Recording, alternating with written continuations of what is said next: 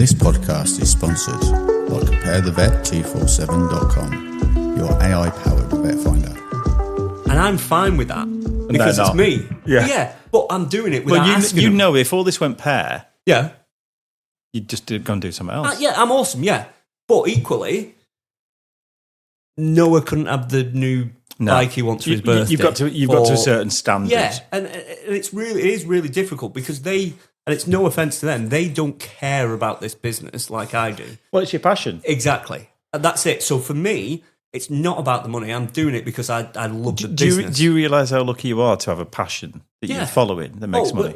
Again, circling back to my dad did amazing out of his business. But the thing that my dad said every single day, he loved going to work every single day. That was his absolute passion. He did what he loved. And it's that old saying, you do what you love, you never work a day in your life. My dad used to say it all the time. And I never really understood it until I started doing this. And I get you. Yeah. Why? For the first, so my dad's factory was in Goulburn. Me and my brother were born in Northampton because that's where my mum was from. Right. So for the first 7 years, so until I was, the first 11 years my mum and dad met, my dad lived in Northampton and drove to Goulburn every day, 7 days a week. He'd set off at 4 a.m. from Northampton, get to work all day, get back at 9 o'clock at night. I lived there until I was 3 and my brother was 2. And then we moved up here to Standish so my dad didn't have to commute every day.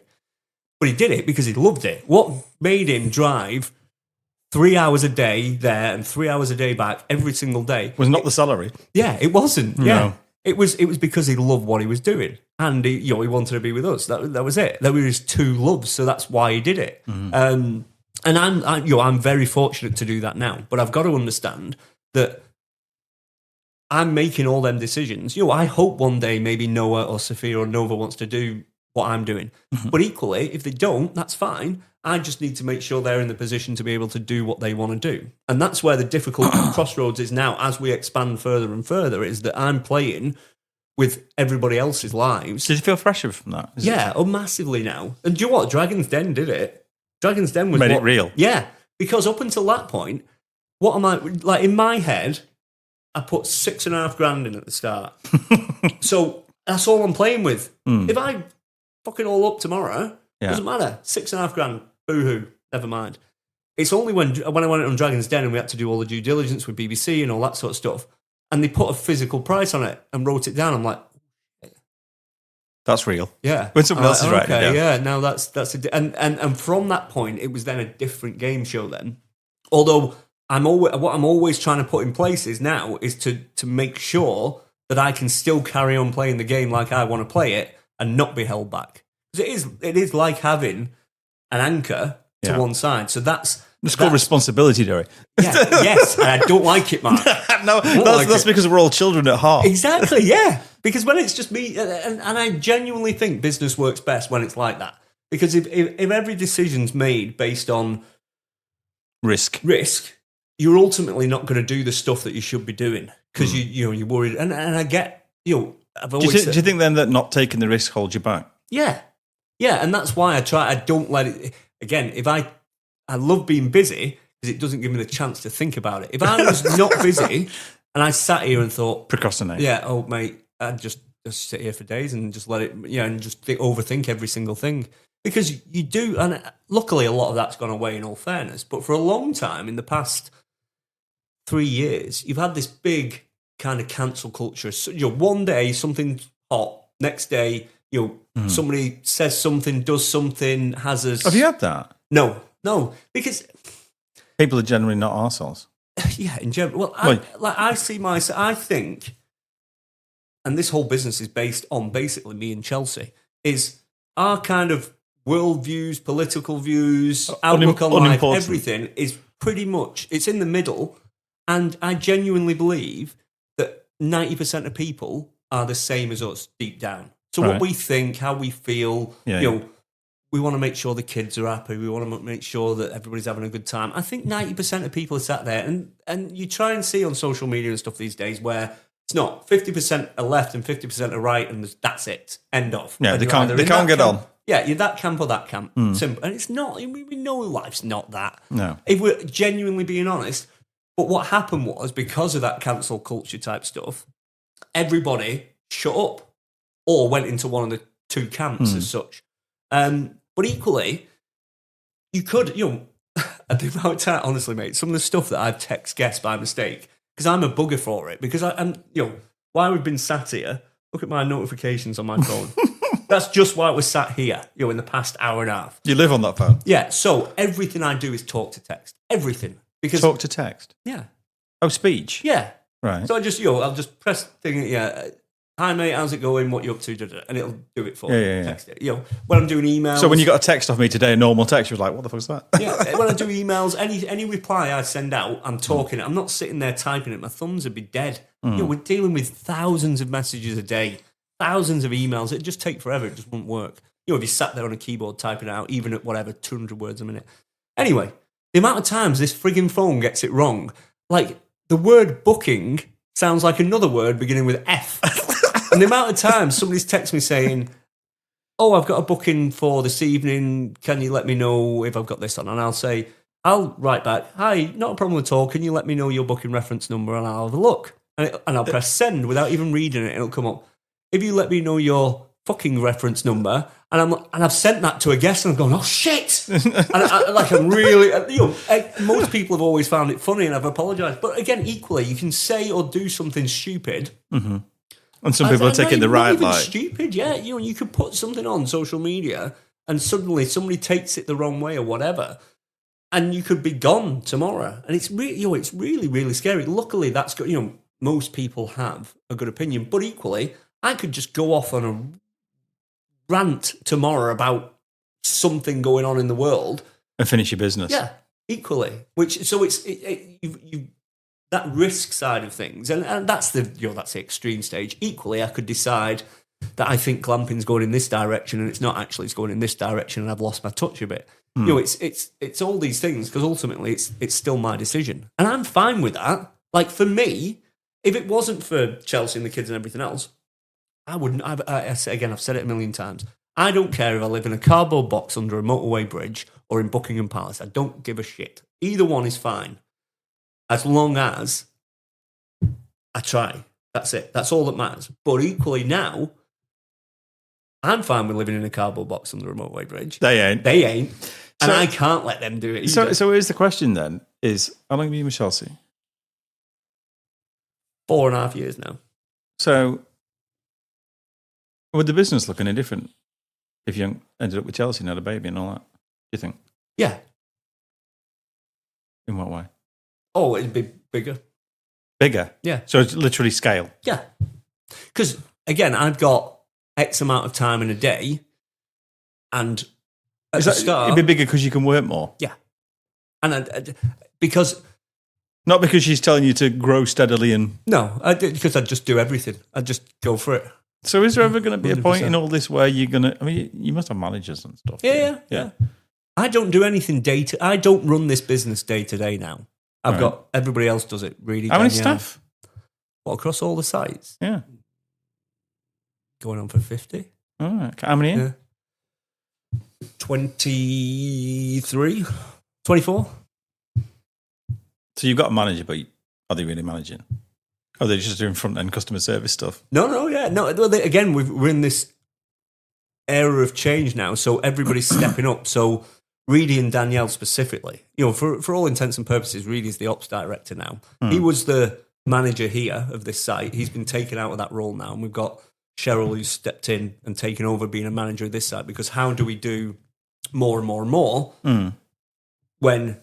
Reedy's stuck here if he has to do something here every day, he can't go to Cornwall and make sure that's working. Reedy's going to be the overall manager of the group going forward. And then Danielle, again, she started working in the office doing emails, but she runs a really tight ship over all the back-end customer service, bookings, all that sort of stuff.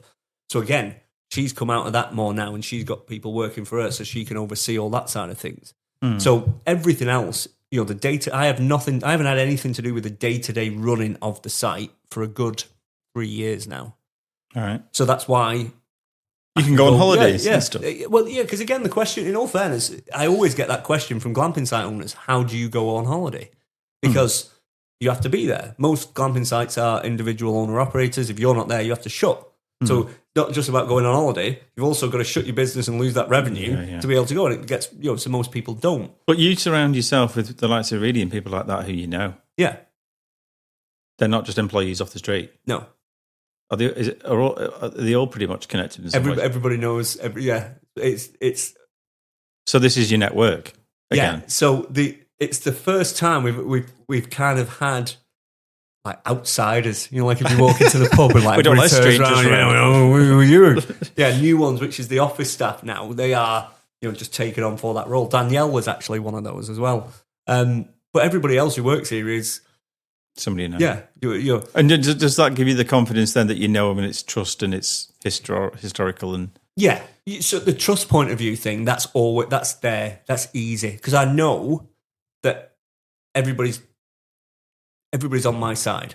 So I've never had to worry about people nicking things or purposely doing it or whatever. Surround yourself with clever people, teamwork. Yeah. Right. But equally, none of us have actually got the skills to run a business, so we're all learning as we go. Right. So, but I like that. Like again, Reedy, I've talked about that loads of times. Reedy came here to help me do some foundations for the treehouse. He was a landscape gardener, and now Ops director for the landscape gardener. And he's done all different jobs here. He was doing maintenance for a while. And again, I've always said about Reedy, it's like a whirlwind. He'd go in and break more things than he'd fix. But Reedy's just awesome with people, just in general. He somehow remembers names, dates of births, freaking dog's birthday. He's just great. People love him, and he's great with people. And that was the first kind of customer service role. Yeah. So he's now Mr. Secret Garden. He's taken over my role from being, forward facing, talking to the guests when I'm here, and he's brilliant at it. And again, he's been our mates for years, so I don't have to worry about it. I know what he's doing. He's doing it. And again, it's more than a job. It's that little bit more. It's not just, I'm going there 9 to 5, Monday to Friday, whatever. It's more than a job. Paul doing all the maintenance. Again, Paul's been in our group forever. Paul used to be a driver for me for years. I've employed Paul about 10 different times in different things. And I think this is the longest he's had a job for ages. So it's very much surround yourself with people, isn't it? It's people who you know, people you trust, people who go the extra mile, teamwork and so on and so on. And they do have that commitment when they know you that they probably go the extra mile. Yeah, everybody does. Because it's more than just a job. Yeah. And it kind of has to, we are all about customer service. So regardless if you're having a shitty morning or, your day's not going so well, you still have to be on it for customers. And put the game face on. Yeah, that's it. And everybody is, because in general, you've also got your mates to talk to, and you're doing it for somebody rather than something. Like, you're never going to feel good about getting a job at the Hilton and giving Mr. Hilton another 10 quid to his 10 billion. I get the ethos of doing things for yourself. You're either doing it for yourself or you're doing it for the people that are around you. It's one of the two. So you've got a site in Ireland. Yeah. Is that Ireland? Is that franchise? Yeah. So okay. So I remember years ago when we talked about this whole franchise thing. So you've got a franchise site in Ireland. Where's the other one? Devon. Yeah, Devon and Cornwall. But is that 2 sites or one? 2 sites. So you got one in Devon, are they franchise? Yeah, them 2 are. Yeah. So the franchise model is the growth. Yeah. So it's a funny one actually. So we've got 6 more sites opening this year. So 6. Yeah. 6 There's nothing in Blackpool, is there? No, not yet. Why do you want one? Probably. Yeah, so we've got 6 more sites opening this year. But so originally, actually, when we look at the franchise model wasn't about growth or not so much growth, but certainly about revenue. It was past that point. So what we, as a social media organization, what do we need? We need content. Right. So we built 13 units here. That's it. Can't do any more. Well, we probably could. But again, at this point, I'd have to knock down this house and build a really big car park to build more units. That's not going to go down well with the wife to be. It's stupid, but if you put it in cash terms on a spreadsheet, it actually makes sense to just knock it down and build a car park. So we're not doing any more here.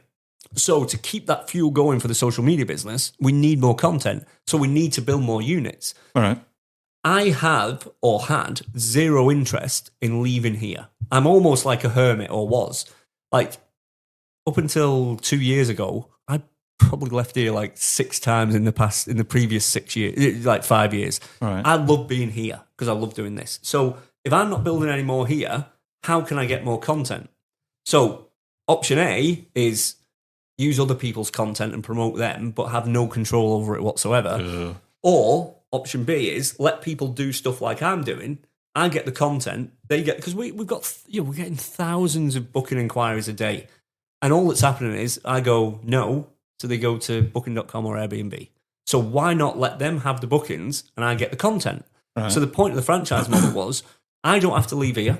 Not interested in, I mean, obviously it generates revenue, but all I wanted it to do was generate revenue to cover the costs of what it costs to do the revenue. You know, so the extra bookings and office stuff. But I get the content from it. So that means I can carry on the social media plan, which then ultimately drives people to book my site as well. Because how do I get bookings for the next 5 years, 10 years? Well, that's by the social media doing. Because if I stopped doing content today, would be good for the next 2 years, 3 years maybe. Yeah. But at some point, I've got no audience because I've not put anything out for years. I can't just put the same thing out over and over again. It's repeating it.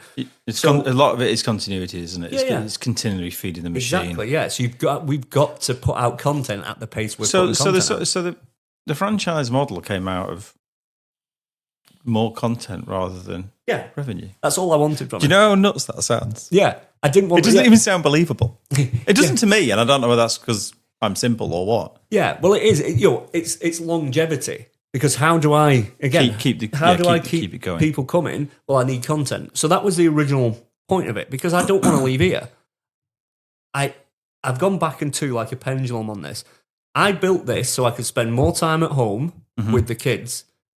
I've then created a business that's got bigger than that, so I'd end up not being here and not spending time with the kids. Right. So why do it when that I've gone against my own goal? I like, tomorrow I'll pick the kids up from school, I'll drop them off in the morning, that sort of, I love it. It's great.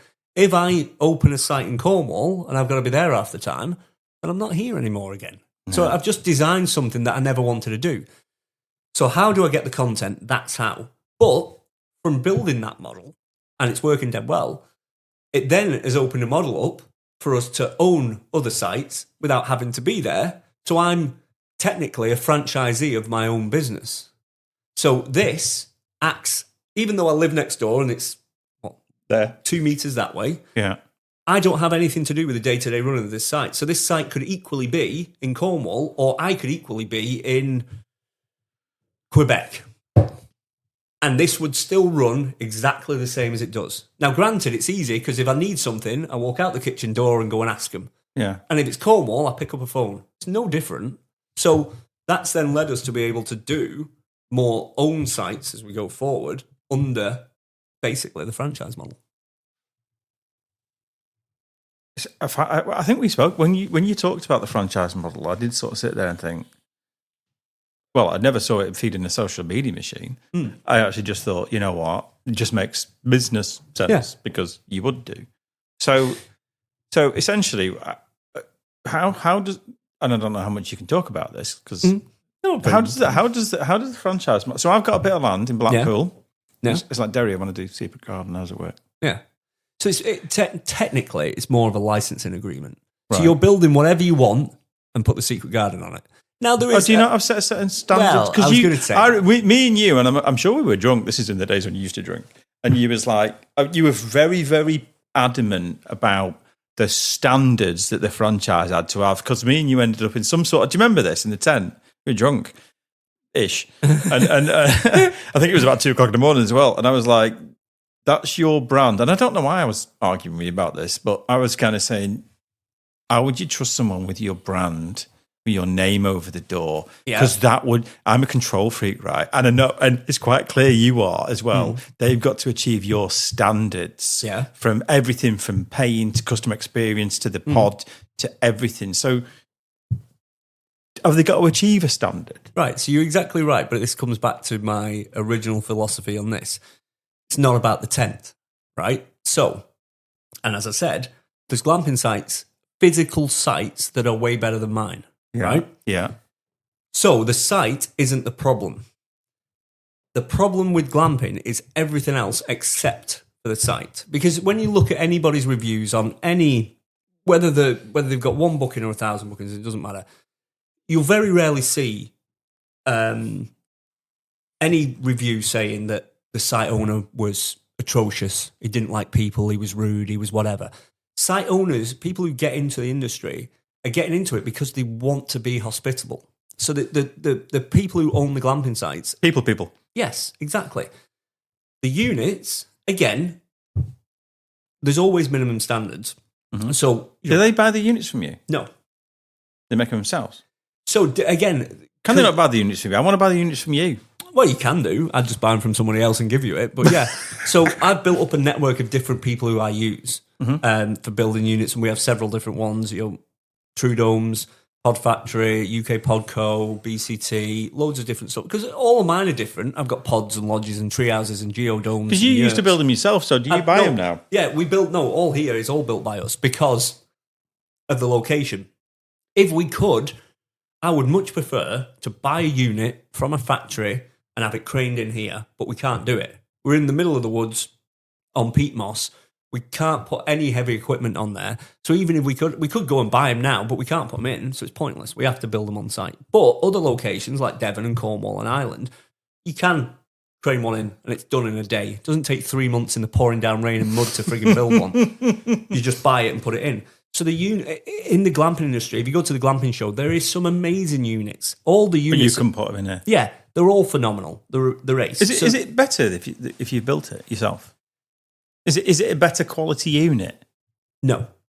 No? No. Even if you've built it? Yeah. Because you know what you're doing. Yeah, but I'm building it out in the pouring, pissing rain. So it's like if that needs yeah, but that extra come on, nail, let's not downplay it now. I've seen some of the ones you've built awesome. And gone, Jesus Christ. If I took any of them and I built them in a warehouse in the bone dry, it'd be perfect. Mine are great units. I love, and everybody loves the units, but equally, I'm not a pod manufacturer. A pod manufacturer can build them to higher specs and everything else. There's not an issue in the industry in standards of units. Now, even the crappiest ones are awesome, and the best ones are unbelievable. So there's no issue with the units. What the issue is with the industry is everything else. So we do everything else. So nobody gets into it. Again, like I said, everybody gets into it to welcome guests. Nobody gets into it to sit and reply to emails, to create social media posts, to do booking systems and payment systems and websites and emails and text messages. That's all the stuff people don't want to do. I didn't want to do it. So nobody else wants to do it. No. We're just really good at doing it. So everything up until the guest arrives at your gate or door or bridge or whatever it might be, we do. We do every single part of that. So all the website, payment systems, booking systems, social media, content, everything we do. So when the guest arrives at the gate at 3:00 tomorrow, they will have every bit of information. So all the site owner has to do is clean the unit. That's the easiest part of the job. It's process driven. That's it, yeah. So, and the cleaning bit, again, you could have mistakes with cleaning and bedding can be missed or whatever, but that can be equal anywhere else. So as long as you've got a good set of cleaners, that's all you need. So the physical, like I said, the physical day-to-day running of this site, I have nothing to do with. Everything is done on the back end. So I've said this story before. I don't think I've said it on a podcast, actually. I did a whole new manifesto about 12 months ago, and it's what the next 5 years of glamping looks like, right? All right. And it's entirely around service. So when I first built my first unit, that was like nothing nobody had ever done before. And there's been this arms race to build bigger and better things over the past 6 years, ultimately led by us, because anything we put out, people just copy. And there is 50 other glamping sites that look identical to mine because they come and stayed here and taken photos of everything and gone, build me that. Bastards. Because you can. There's nothing you can do about that. Well, flattery is, you know. And there's so the whole industry looks like me now. Right. So there's been this big arms race, and we're at the fine tip of the spear now. Because unless you go to big infrastructure like swimming pools and tennis courts and centre parks type stuff, there's not much more you can put in. We're pushing the boundaries all the time of what you can add in a unit. You've got a slide, haven't you? Yeah. I know. Saw that. Well, the newest one that opens tomorrow. That's why I was in my scruffs. I've just put a mini golf course in it. It's awesome. You've got a golf course? Mini golf course in one of the units in the outdoor area. It's cool. Is that booked already? Nobody knows I built it. This is a refit of one of the units. Oh, right, okay. And that's a new thing. And I'm sure in a year's time, everybody will have little mini golf courses. Yeah. That's what it'll be. Yeah. But anyway, so there's this fine tip of the spear. So the revelation came, actually, two things. One, Stuart, a good friend of mine, his mum and dad went to, I think it was like Dubai or somewhere, stayed in like one of these, it's called the Resilient Suite or something like that. Amazing hotel. And what they spoke about when they came back is the butler that they had. Right. when they got there. Butler service. Yeah, and this butler would get them anything they wanted and everything else. They didn't say what colour the carpets were or what the curtains were made out of or what the bed linen was. All of that was irrelevant. And when you think back to any of your holidays, you don't remember any of that. No. None of that. You remember the person at reception who was dead nice, or the person who brought you a drink that was really, into what you were talking about, or whatever. So it's the human interaction. Yeah, those sorts of things really, really important. Now, the other thing was flying. Now, hear me out. It's got nothing to do with glamping, but it does. So, right, the physical act of going glamping. Yeah, so staying in the pod, and we've already touched on this. The pod is the smallest part of that puzzle. If you do your job right, all that should be used for is like a tent to just sleep in at night. Yeah. They should be spending all the time outdoors doing everything else. So when it comes to flying, there's a hierarchy of flying. Mm-hmm. And we all agree to it, every single person. EasyJet, Ryanair, Jet2, bottom. Mm-hmm. Yeah. Private jet, top. Mm-hmm. Yeah. And then everything in between. That's the hierarchy of flying. Yeah. We all agree? Yeah. Right. When you book a flight, what are you doing? You're trying to fly from point A to point B, right? If you're trying to do that, what is the physical best way to fly from point A to point B? It's not a private jet. It's something like the Emirates suites. Yeah. It's got bedroom, ensuite bathroom, living room, bar, 50 staff, best food, all that sort of stuff. But yet private jet is deemed to be the best way to fly. Now, why? And the answer is because... convenience. Well, yeah, if you book that Etihad suite, you still have to go into Manchester Airport with 10,000 other people. Walking out on the tarmac. Yeah, you have to go to the check-in desk, put your bags in there, go through security, walk to your W.H. Smith's to get a drink, go and wait at the gate, all that sort of stuff. Barriers to entry. Right? Private jet, you turn up at what, for all intents and purposes, is a hotel reception. You sit down with a glass of champagne, they drive you to it, and you get on it. Mm-hmm. Now, a private jet's pretty shit, to be honest. It's small. You can barely stand up in it. It's noisy. It takes forever to get anywhere. It's not got good food, and it's got one member of staff on. It's shit. It's probably worse than EasyJet to fly on, right? But we deem it to be the best physical way to fly when it's absolutely not. So what I realised is, to be the best glamping site, you don't have to have the physical best unit, because everything before and after is what's important. Because once they walk through that door at 3 p.m. tomorrow, I have no control over what their experience is. So if they choose to sit on a bed for 2 days and watch Netflix, there is nothing I can do about it. Mm-hmm. Unless I'm sat on the bed next to them going, why don't you go for a walk? Why don't you go for a swim? Whatever else. And that's a bit weird. So I have no choice on what they do after that point. What do I have control over? Well, I have control over everything until they walk into that door. So how they find us on the website, how the booking system works, how the payment system works, what emails they get, what phone calls they get, what does the social media content look like? All of that, I get to dictate to them how that happens. They have no choice in it. I tell them, you are getting this email a week before you arrive. You're getting a phone call 3 days before you arrive, whatever. I get to choose. Same when they leave. I get to choose how they're treated when they leave and after they leave.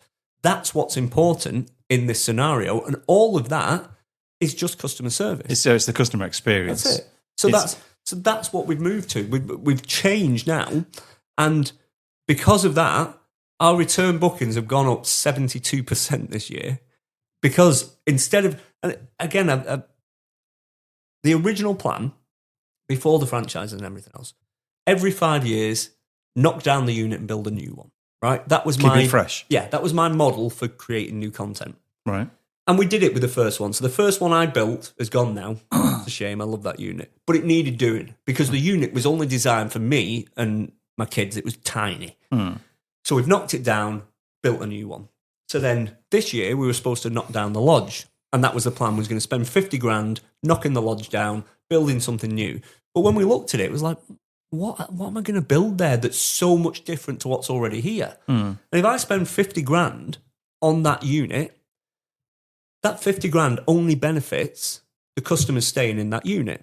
The other 12 units we've got on site get no benefit of that 50 grand at all. If anything, it detracts from their stay because they're no longer staying in the newest, shiniest thing, right? So we changed direction. And instead of spending 50 grand on the unit, I spent 50 grand on staff.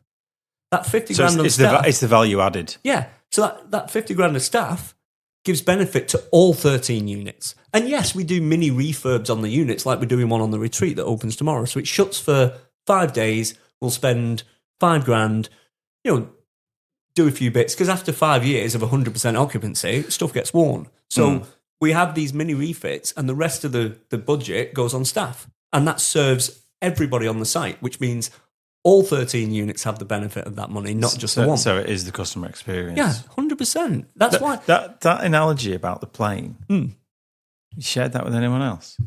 I've talked about it loads of times. I don't think I've ever said it on a podcast. But So that analogy of the private plane and the fact that it's shit because it's cramped and that whole analogy, James Weston said that to me. Yeah.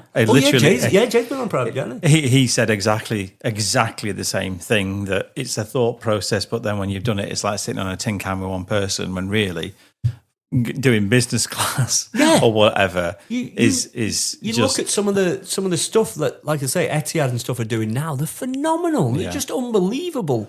But the pain point is everything else. You've still got to go through all that process and rigmarole, which we all hate doing. Yeah. Well, that's why we've got to spend 20 quid or 50 quid or whatever in the lounge, isn't it? And sit there to get away from it. Exactly. Because it's worth it. And it's like, well, you get free drinks and you get free food and this, that, and the other, and everything's kind of okay, but you're not amongst the rat race. Yeah, but what and what is it? All you're doing is flying from point A to point B. So in theory, you should choose the best way to get from point A to point B. It's a posh camp. Yeah. And it's not dissimilar to these to pods. You can choose the best or most expensive way to do something. Doesn't mean it's going to feel like it's the best. No, there's a mindset, isn't there? To be fair, me and the wife have stayed at a lot of places. We actually went to like Somerset and stayed in like a shepherd's hut like a couple of weeks ago, actually. And don't get me wrong, the place is beautiful. Beautiful lake, the shepherd's hut thing, which was really nice, done out and all that kind of stuff. Wood-fired hot tub that I nearly bored myself in because I'm a moron. And I did read the bit that says make sure you put water in it, because I've stayed at another one where I actually broke that hot tub because I didn't put the water in before I set the fire. I know, right? No, you never. I did. Yeah, I broke it. Yeah. You melted it. Yeah. Oh, mate. Well, I didn't. I was it's the worst thing for a site owner. I know. But I will say, we fill it for them because we almost had that happen once where a couple thought, oh, it's a bit hot, I'll let some water out, left the tap open, drained the whole water out, left the fire going. But we seen the white smoke coming and we thought, oh, that's not right, that hot tub, and we caught them in time. But yeah, done that. And it is pretty much about the sort of customer experience. But that what you're saying about what happens when you get there, the amount of times that we've done that, and then what happens when you get there? There's a lake, and there's a hot tub, and I'll go make a fire. I'll break it, but whatever. Wood-fired pizza stuff. Or did all that, and then there's nothing there. Yeah. And we watched Drive to Survive on Netflix. All of it, all 5 of them off on the bounce, because it was a case of what we're going to do. So we're going to drink, and have a few beers, and then watch that. And then, like, the next day, what you're going to do, and then look at the optics of where you've got to go and do something. Yeah. And when you drive a Tesla like me, it's like, is there a charging point there? No. I can only do 23 miles before I'm screwed because I've driven to Taunton from here. But I do get that. And a lot of the time, I mean, I'm not going to lie, the amount of times, Derry, we keep looking at your website, I keep texting you, go any space, and you go, no, all the time. My wife has said, if I don't come out of here, right, with a booking with you to stay, I am good. You always say it. You've been saying that for 4 years. 4 years, Derry. I'm not being funny. My wife has said, don't come home unless I actually sort something out and book something. So you're staying over then? You're staying in tonight? You're not going home? Pretty much. So, yeah, and I think it is about that. But also, when you look at the website and stuff like that, and the child in me goes, because one of your pods got like a pool table and stuff. Yeah, a few of them have now, yeah. Yeah, pool table. Hot tubs, bit of a given now. Yeah, that's it. That's standard, end of. Big telly, bit of a given. Nice lighting, all that kind of stuff. But it is going to the next level, isn't it? Yeah. And then now, where's it going to be? Where's it going to be in 5 years? So if you're at the tip of the spear. Yeah, so we're at the tip of the spear as far as units. Now, having said that, over time, so in the past 6 years, technology's moved forward. So what we can do now, even with stuff like lighting and things like that, but also with what you've got in the units, that's moved on. So there is updates as time goes along because technology changes. And, AI-driven pod. It'll be it. But ultimately, like I said, we changed direction. So now we've got the new guest service. I say new. It's been here nearly a year now. So I saw that bill that came in. Yeah, it was like guest services building now. So we've got reception. You come when you check in. You get a glass of champagne before we do anything else. Then we check you in, tell you anything you need. Customer experience. Yeah, customers. Guest services. So anything you need throughout your stay, there's people there. You can come and see them and do all that. We've got the new tiki bar in the woods. So you've got a bar in the woods. Yeah, I didn't know that. What time is it? 9:30. Yeah, it's open till 10. We've got a whole tiki bar in the woods. So you can just come out of the pod and go to the bar. You got a bar in the woods. Yep. With staff. Yep. I didn't know that. Yeah. I didn't know that. Yeah, we've got a tiki bar in the woods. Whose idea was that? Mine. I had this idea 3 years ago, and I only got round to doing it in September because I had a spare week where I had nothing to do. So I was like, right, I'm going to build a tiki bar. So I built a tiki bar in the woods. So you're selling alcohol? Yep. Cocktails. License? Yep. You got to have a bar license? I've had it for 3 years since I thought about doing it. Just never used it. But that's the first part of it. So the tiki bar wasn't supposed to be there. The reason we were doing it, I was building a container to run our room service from. So now, again, technology's moved. So you've got a QR code next to your hot tub. Yeah. You can scan the QR code, pay for everything online, order drinks to your hot tub. So you don't even have to get out the hot tub. We've got room service now, concierge. So anything you want, we'll bring it to you. But equally, when I was building the container to run this from, I thought, why don't I just build a bit of a bar so people could come out? And then that got out of control like it normally does. So I've got this whole tiki bar in the woods where you can go to, fire pit and everything. Or we'll bring it to you. So we've got room service, concierge, guest services, reception. So it's again, for all intents and purposes, this isn't a glamping pod in the woods anymore, is it? No, I was going to say this is. It's the. What about food? Next, I mean, we do lots of food. So we do wood-fired pizzas from Whisk and Pickle. They come, so you can have pizzas there when you arrive. We do all different food boxes, charcuterie boards, breakfast boxes, all that sort of stuff, which we've done for a while. But we are going to do food options at the bar and everything as well, nibbles, snacks, all that sort of stuff. Because it's basically a resort. That's the kind of, and everything's changing to look like we've done all the new signage at the front, so it's more resort-esque. So you're arriving at something that is more than just a campsite. Isn't it? It is. You're selling the experience, aren't you? It's very American, isn't it? You're selling the whole actual experience. I mean, if I'd been, I'd obviously give you a review. We do amazing cocktails as well. Thanks for that. I'm not running through your forest naked. Have you had any problems with guests? Oh, mate, problems is probably the wrong way of saying it. Issues, funny things, loads of random stuff. Tell me a memorable random thing that's happened out there in the forest. Actually, so there was one time I've said this to loads of people before. I've only ever had to kick 2 guests out ever. Oh, did you? Arguing in the whole time. Two incidents. One was, it was in the hideout. This was way back at the start where somebody had booked it. They're only about 18 and they filled the hot tub up they poured a load of bubble bath in the hot tub to make loads of bubbles. And then they shared it on social media and I friggin' seen it because it came up, and I was like, what? So I walked out and I was like, what the fuck are you doing? Because you break the hot tub. Anyway, the other one And it was... Did you boot them out for that? Yeah. Did you? Yeah. Would it break the hot tub like putting that in? Oh, yeah, mate. Literally, it was like a frigging mountain of it. It was ridiculous. Did they not like apologetic and stuff? Or No. Can we pause a second? I'm dying for a pee. Ben's going to have fun editing this bit. we went for a wee and came back 25 minutes later. And when the truth of it is, we went to see the Kon-Tiki bar, which was, You got more than one cat? I just realised there's more than one. Yeah, we've got 3. Okay. So we had 2 cats, Yoda and Minnie. Minnie is the sight cat. So Minnie... Sight cat? Yes. Like a guard cat? No, the opposite. She's like needy. So she's tiny. She's awesome. And everybody knows her here. So she just wants affection. So it's 3:00. She goes and sits on the wall outside guest services. Whoever tickles her first, she goes and stays with them for the next 2 days. That's it. Have you got a trained cat for customer service? Mate, yeah. It took me a while, and it's been hard work, and she's doing really well. And then we've got Yoda, who will not go out the house, basically. So she's useless. She'll go about a metre away from the house. We've got 2 of them. Minnie goes the whole length of the site, everywhere. Goes and sees... all the time, out. Yoda goes 1 metre from the door and gets pregnant. Somehow. That's not what you want. No, so then she's... Do you not know a vet who can, sort that somehow? I think I must know one somewhere.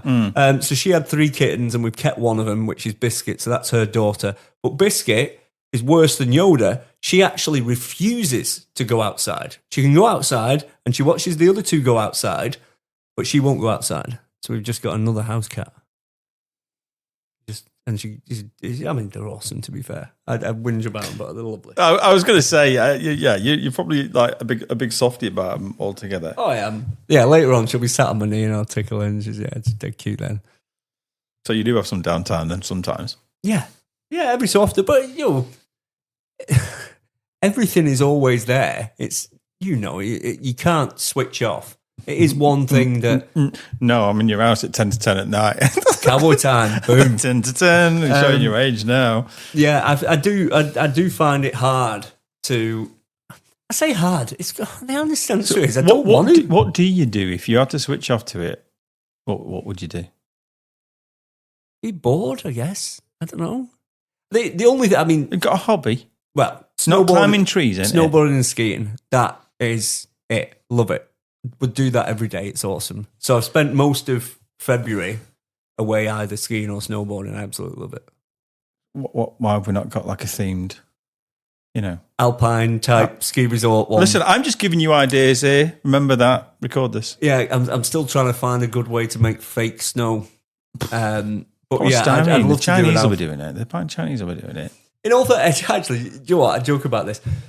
The whole industry actually did go in that sort of direction for a little while. Cabins and log fires. It was, people thought unique. They got unique and quirky mixed up a little bit. Right. So everybody wanted something a bit unique. So everybody started going down the paths of like converting helicopters and buses. Oh yeah, I've seen that. In fact, there's some of them in Blackpool. Yeah.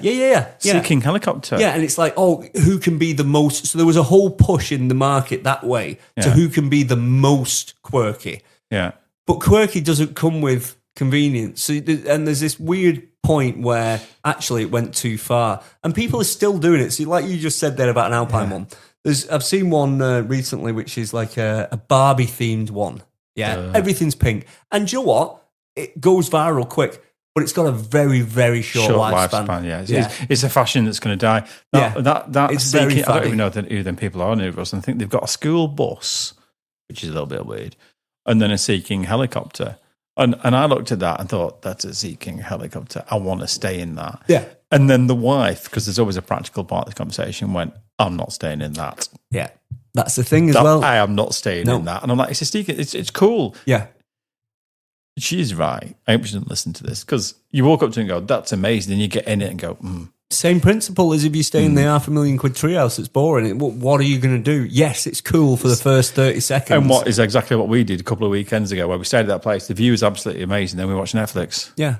So it's a really fine line. And it's the same what we were saying before about the ultra luxury, high end, which there is absolutely a market for, but it looks pretty, and most people are going to get bored relatively quickly, especially if you've got kids. And because didn't you don't kids here? Yes, no. Yeah, you didn't used to do kids, did you? Yeah, always done. It was every single one has been designed for me to spend time with Noah and Sophia, and now Nova in. Absolutely, it's always been, and a lot of people, and it does baffle me a little bit at times. There's a lot of adult-only glamping sites that won't allow kids. I've never really understood it, but people go to get away from the kids' scary idea. I'll be honest. I think it's more of a site owner bias. So what I find a lot of in the industry is site owners are biased to their own conditions. Yeah. So people are getting into it for a lifestyle business. Yeah.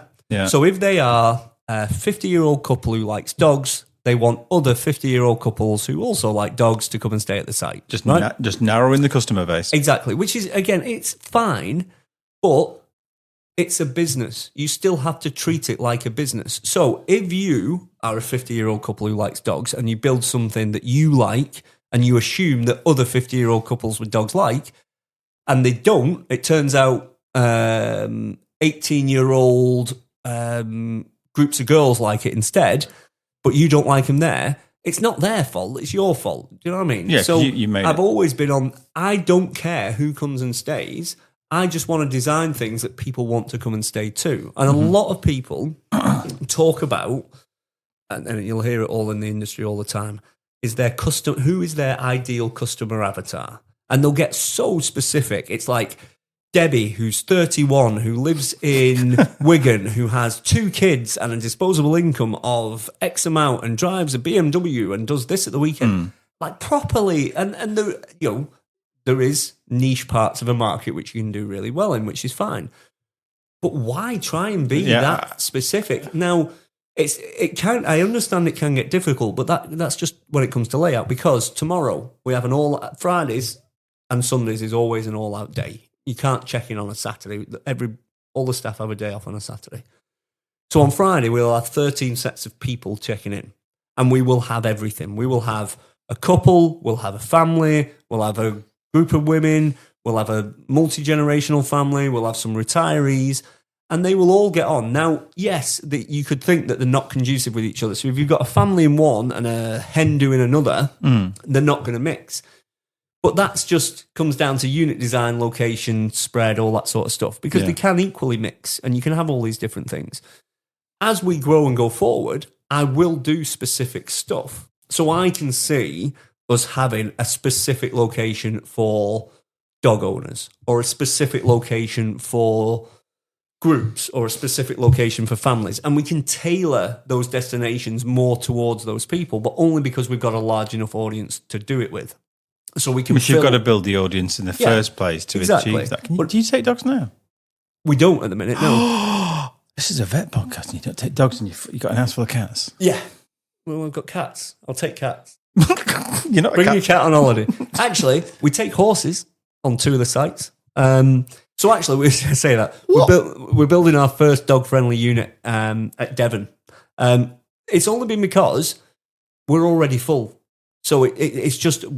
Because again, dog owners, if you love dogs, you love dogs. Right. If you don't like dogs, you really don't like dogs. I don't want to know if you don't like dogs. Yeah, you're one or the other. It's that sort of thing. So what I want to do is, again, if I want to do something for pets, I would do something over the top for pets. It's going to have its own dog unit. It's going to have a dog agility course. It's going to have everything themed around dogs. So it's going to be awesome. It's got to be the cream. Yeah.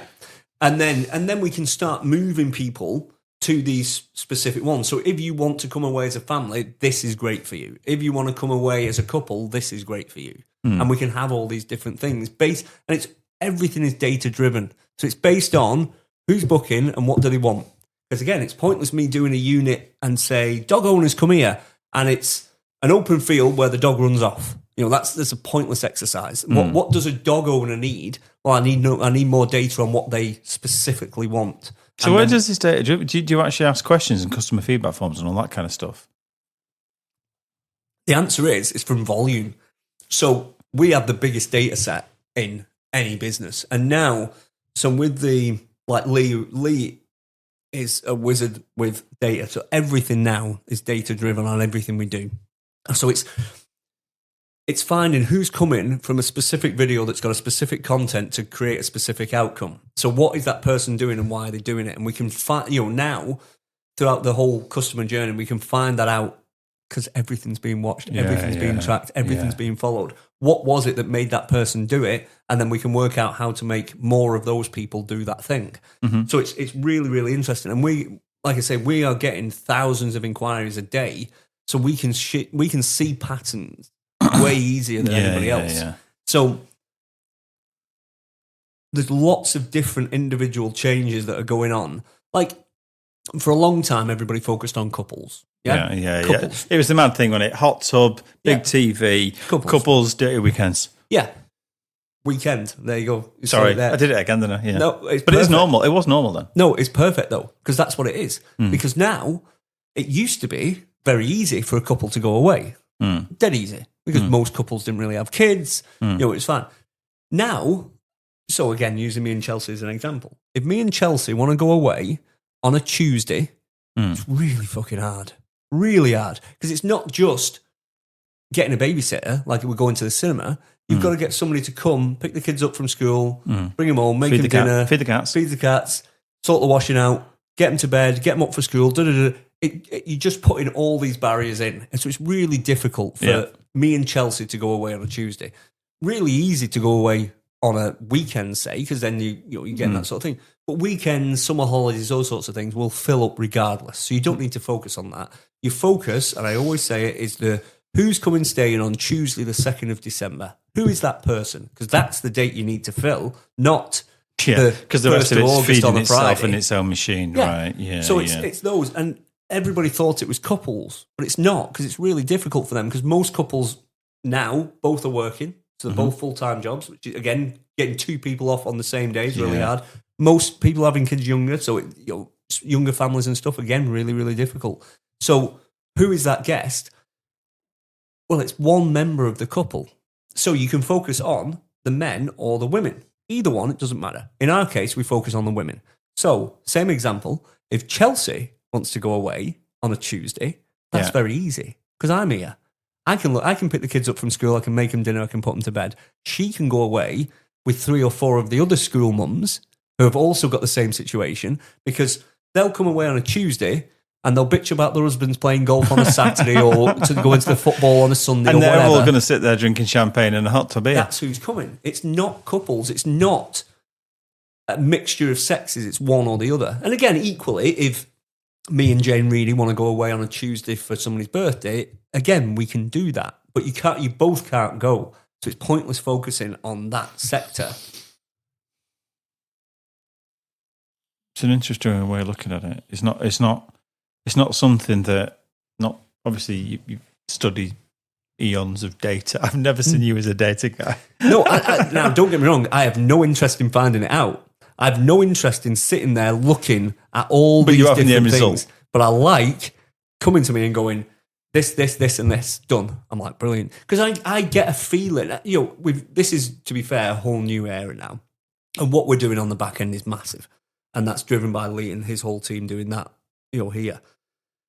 It's always been led by gut. So I've always done it as my own feelings on stuff. Because again, like I said earlier on, I think me and Chelsea are pretty typical for almost the majority of people in England. My problems day to day and Chelsea's problems day to day and the kids' problems day to day are pretty much generic across everything. So when would you say then that at what point did you go from gut to data?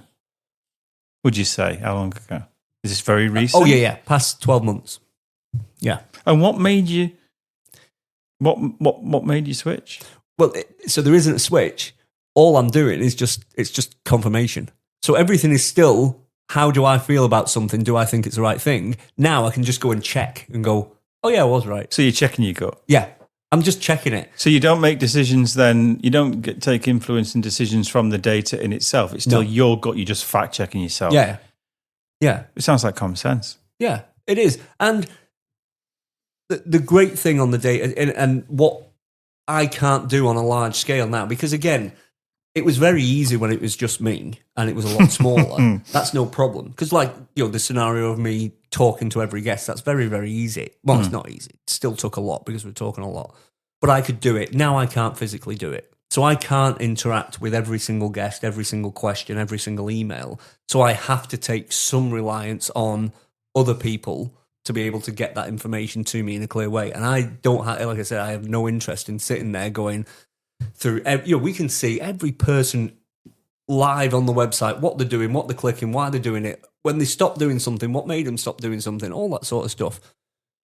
I used to do that just on my own because it was a few people. Now, when it's hundreds of thousands, you can make bigger decisions going forward on what it looks like. Isn't it kind of crazy that what you've got is somebody who likes playing in the woods now, who's a completely data IT driven business. We just had the comment walking away there. I said, you've got a Stripe payment system, and you showed me the barcode, how they pay for the drinks. You like playing in the woods with wood and stuff, and now Starlink strapped to the side of your house and all this kind of stuff. And the online booking, I've seen you online, I've tried to book, I'm going to go there again, through your payment system and your reviews and all that kind of stuff. And it's I don't know, I think it's fascinating now. You've got the basics of a tree. And you're just talking about your 1 gig fiber to drive your business. Because I'm still a geek. I still like technology. Like if I could... Well, you like it, but it's suitable to your needs to drive people back into them woods. Yeah. Well, it's always a need to an end, isn't it? Because what we've done really well at is doing stuff here that people can't generally do at home. So those woods, before they were a glamping site, and in general, most people don't like spending time at night in the woods unless you're of a certain persuasion or weird. That's me. Yeah. I wouldn't walk down them woods at night when I lived here before the glamping site. It was too scary. Even though I know there's nothing there, it's still there. So you've got to make... That's funny. That. Yeah, you've got to make an environment that's... conducive. Yeah. And what I've always tried to do, it's what I did with Dragon's Den, actually. The reason I did Dragon's Den wasn't anything to do with getting an investment. That's not what we needed. It was advertising. Yeah, it was marketing. It was what I wanted to do was take it to an audience that wouldn't traditionally go glamping. So people who thought glamping wasn't for them, I want to make it so it is for them. Because that's bringing... All I'm trying to do with any part of it is bring more people to glamping. Because if more people come glamping, inevitably they will find me. That's it. That's my whole job. So everything we do when it comes to marketing now isn't specifically come and stay here. It's just come glamping. Is this the brand, the T-shirt? Yeah. Or are you the brand? Ooh. I would have said it was 100% me for the first couple of years. The next couple of years were probably 75% me. Now it's probably 50-50. But weirdly, what's changed over the past few years is it's less me now. Because like you said earlier, at the start, everybody knew my story. So everybody came here because they wanted to chat to me and they'd heard about what I was doing and that sort of stuff. As we've got bigger and bigger and bigger, and we're getting millions of views a month, most of those people will not have a clue who I am. Most of them won't now.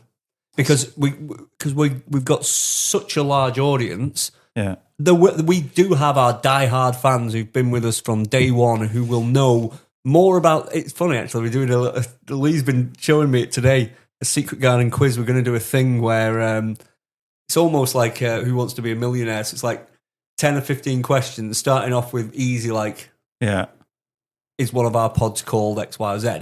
To the very end one where I can't answer it. But we will have people who will know Nova's date of birth. More about you than you. My middle name, all that sort of stuff. Because they've followed us from the start. But people who are, today we've probably gained 400 or 500 followers today.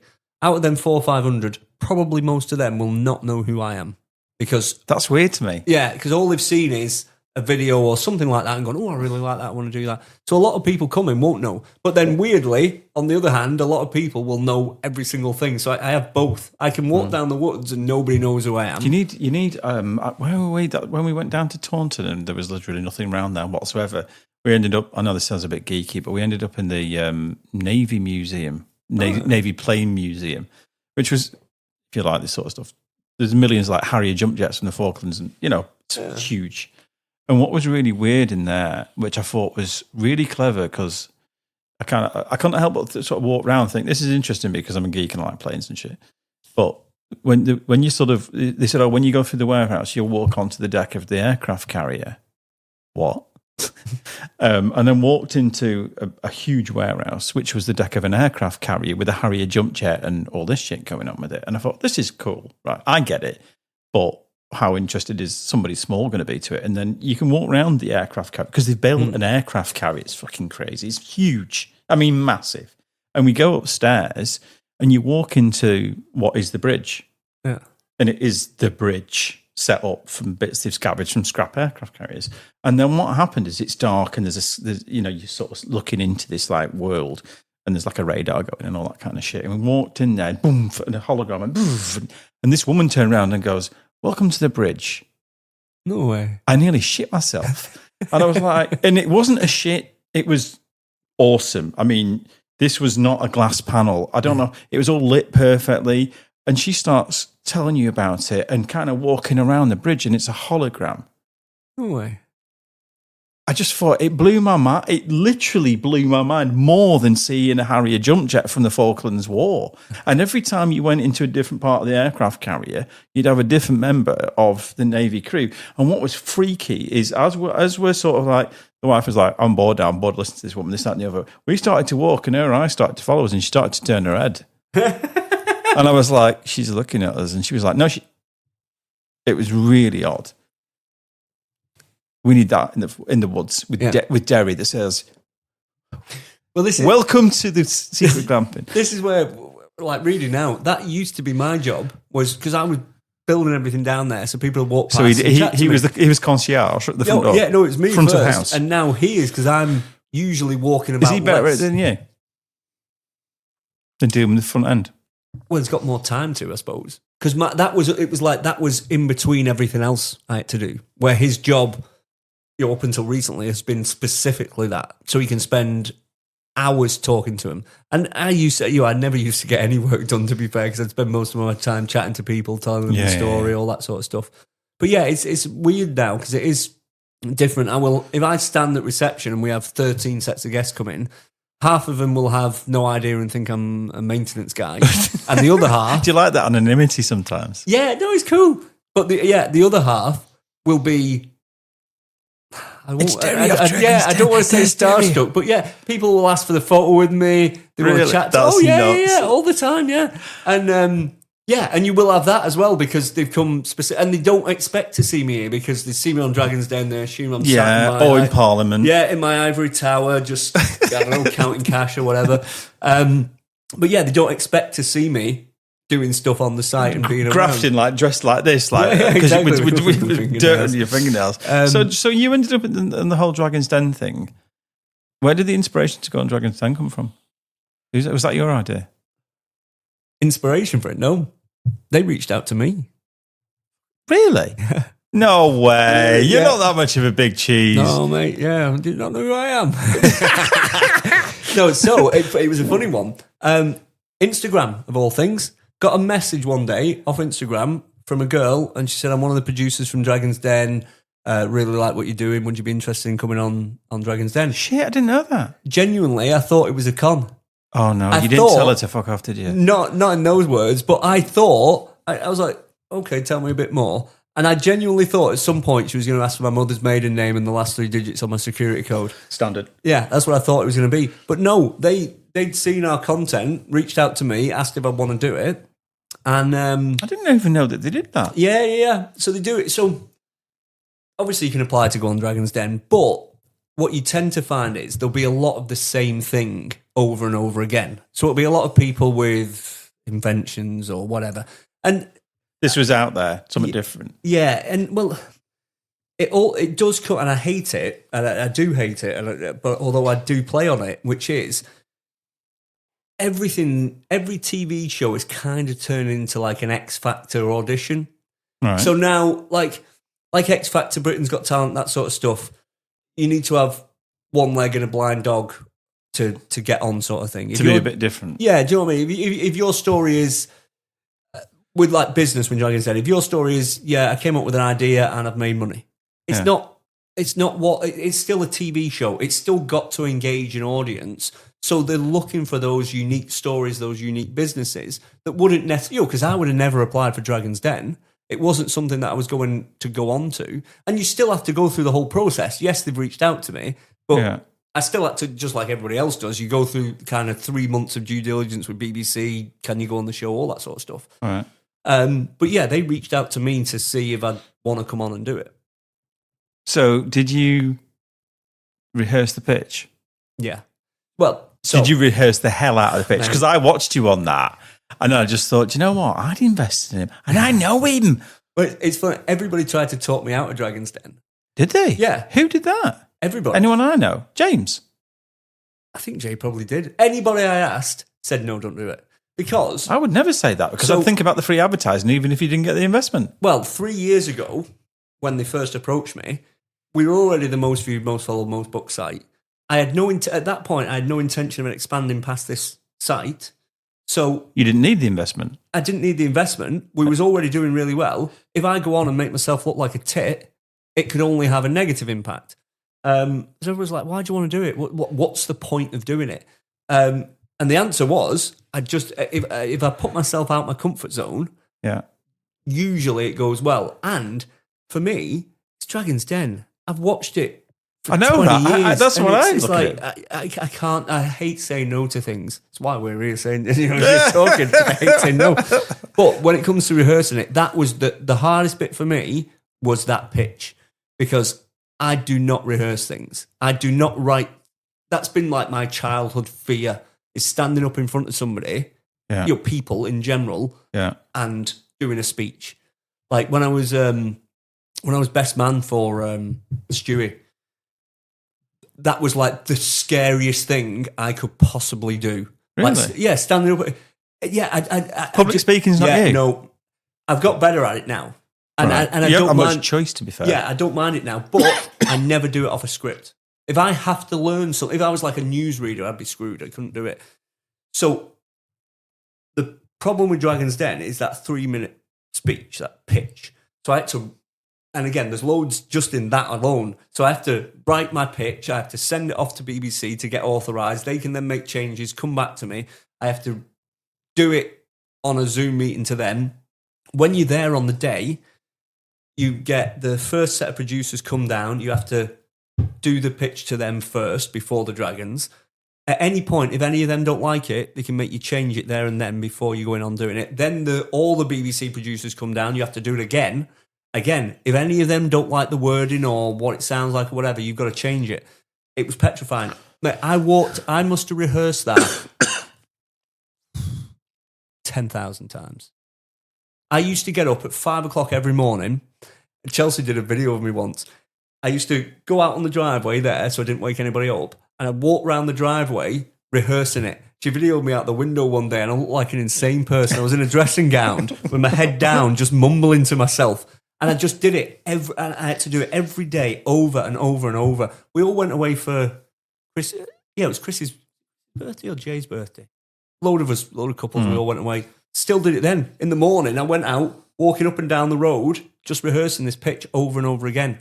And when I went and did Dragon's Den, that's all I was. It's weird because I watch it back and I feel like a robot because it got to the point where it wasn't even me saying it. It was just the same thing over and over. And when I did the pitch and I nailed it, and like when I said the last word, I was like, yes, in my head, I was like, yes, I've got it right. I then forgot that I've got 2 hours worth of questions with a dragon. It was like that to me was completing it. So after that point, I didn't care. So you got questioned by then? So what we see on TV is of questioning.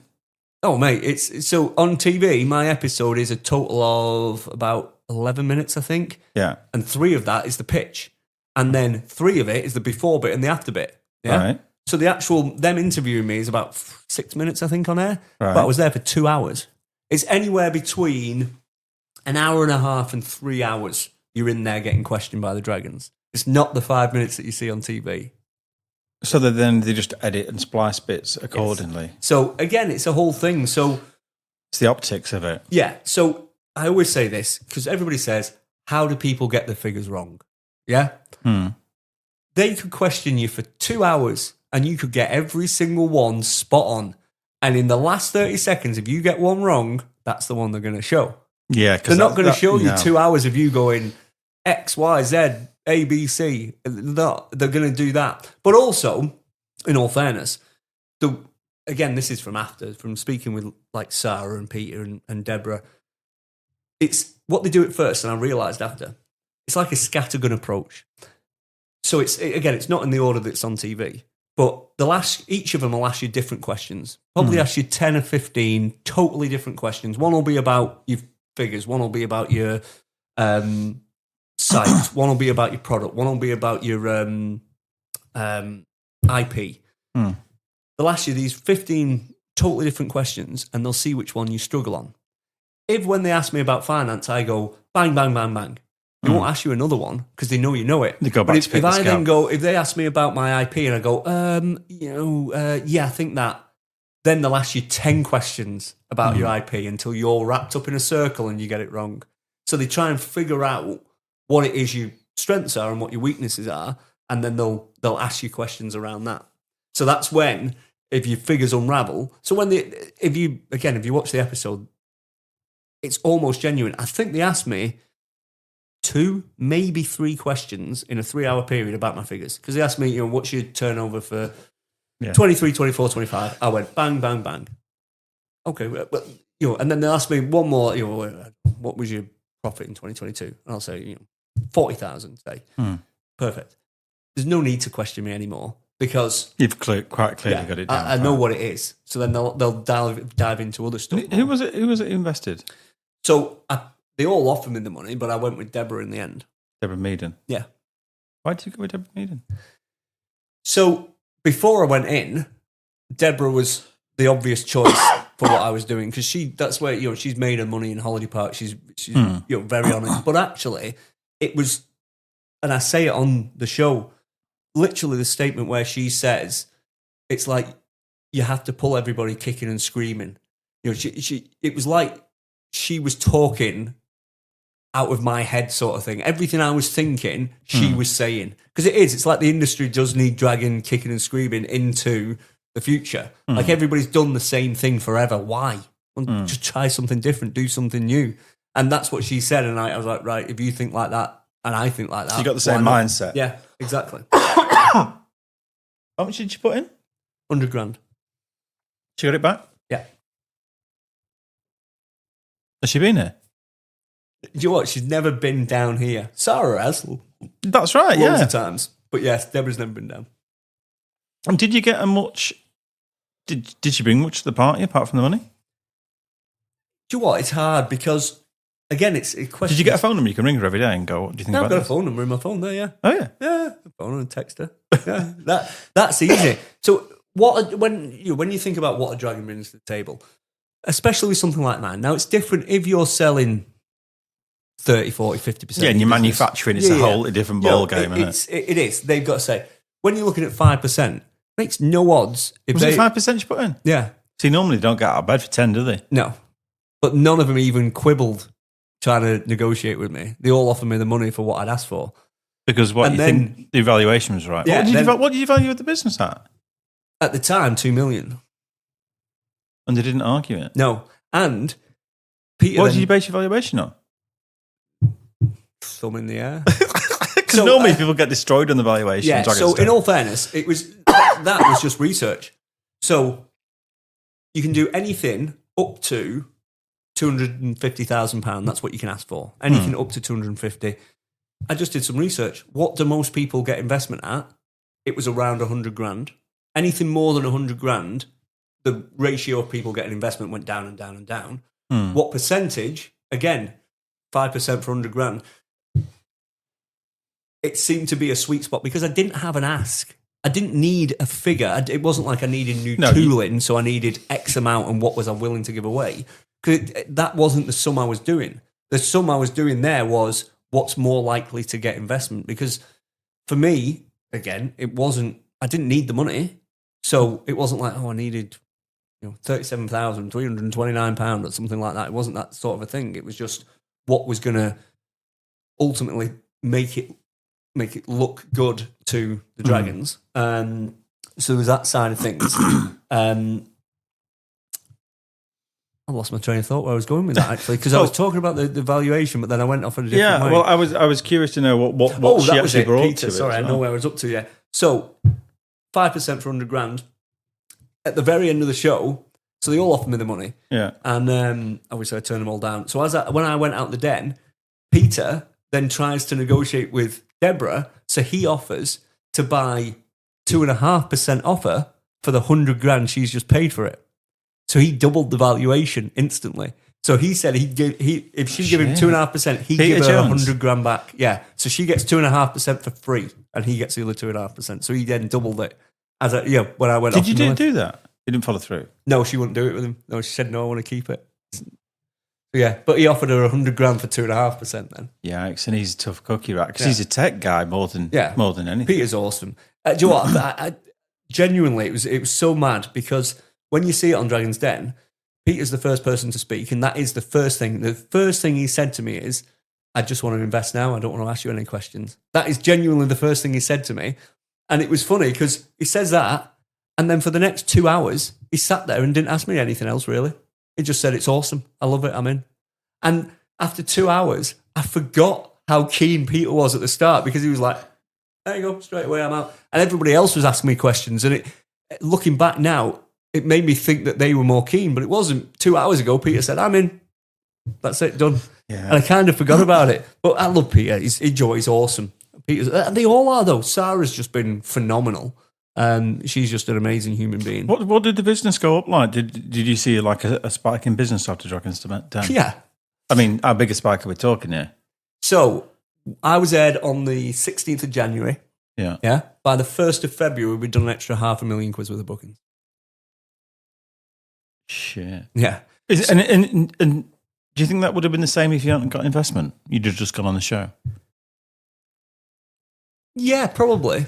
If it played out the same way, the investment really isn't here or there. And again, in the grand scheme of things, whatever you're going in and asking for is insignificant into the marketing you get from it. Because how much is it to get an advert on BBC?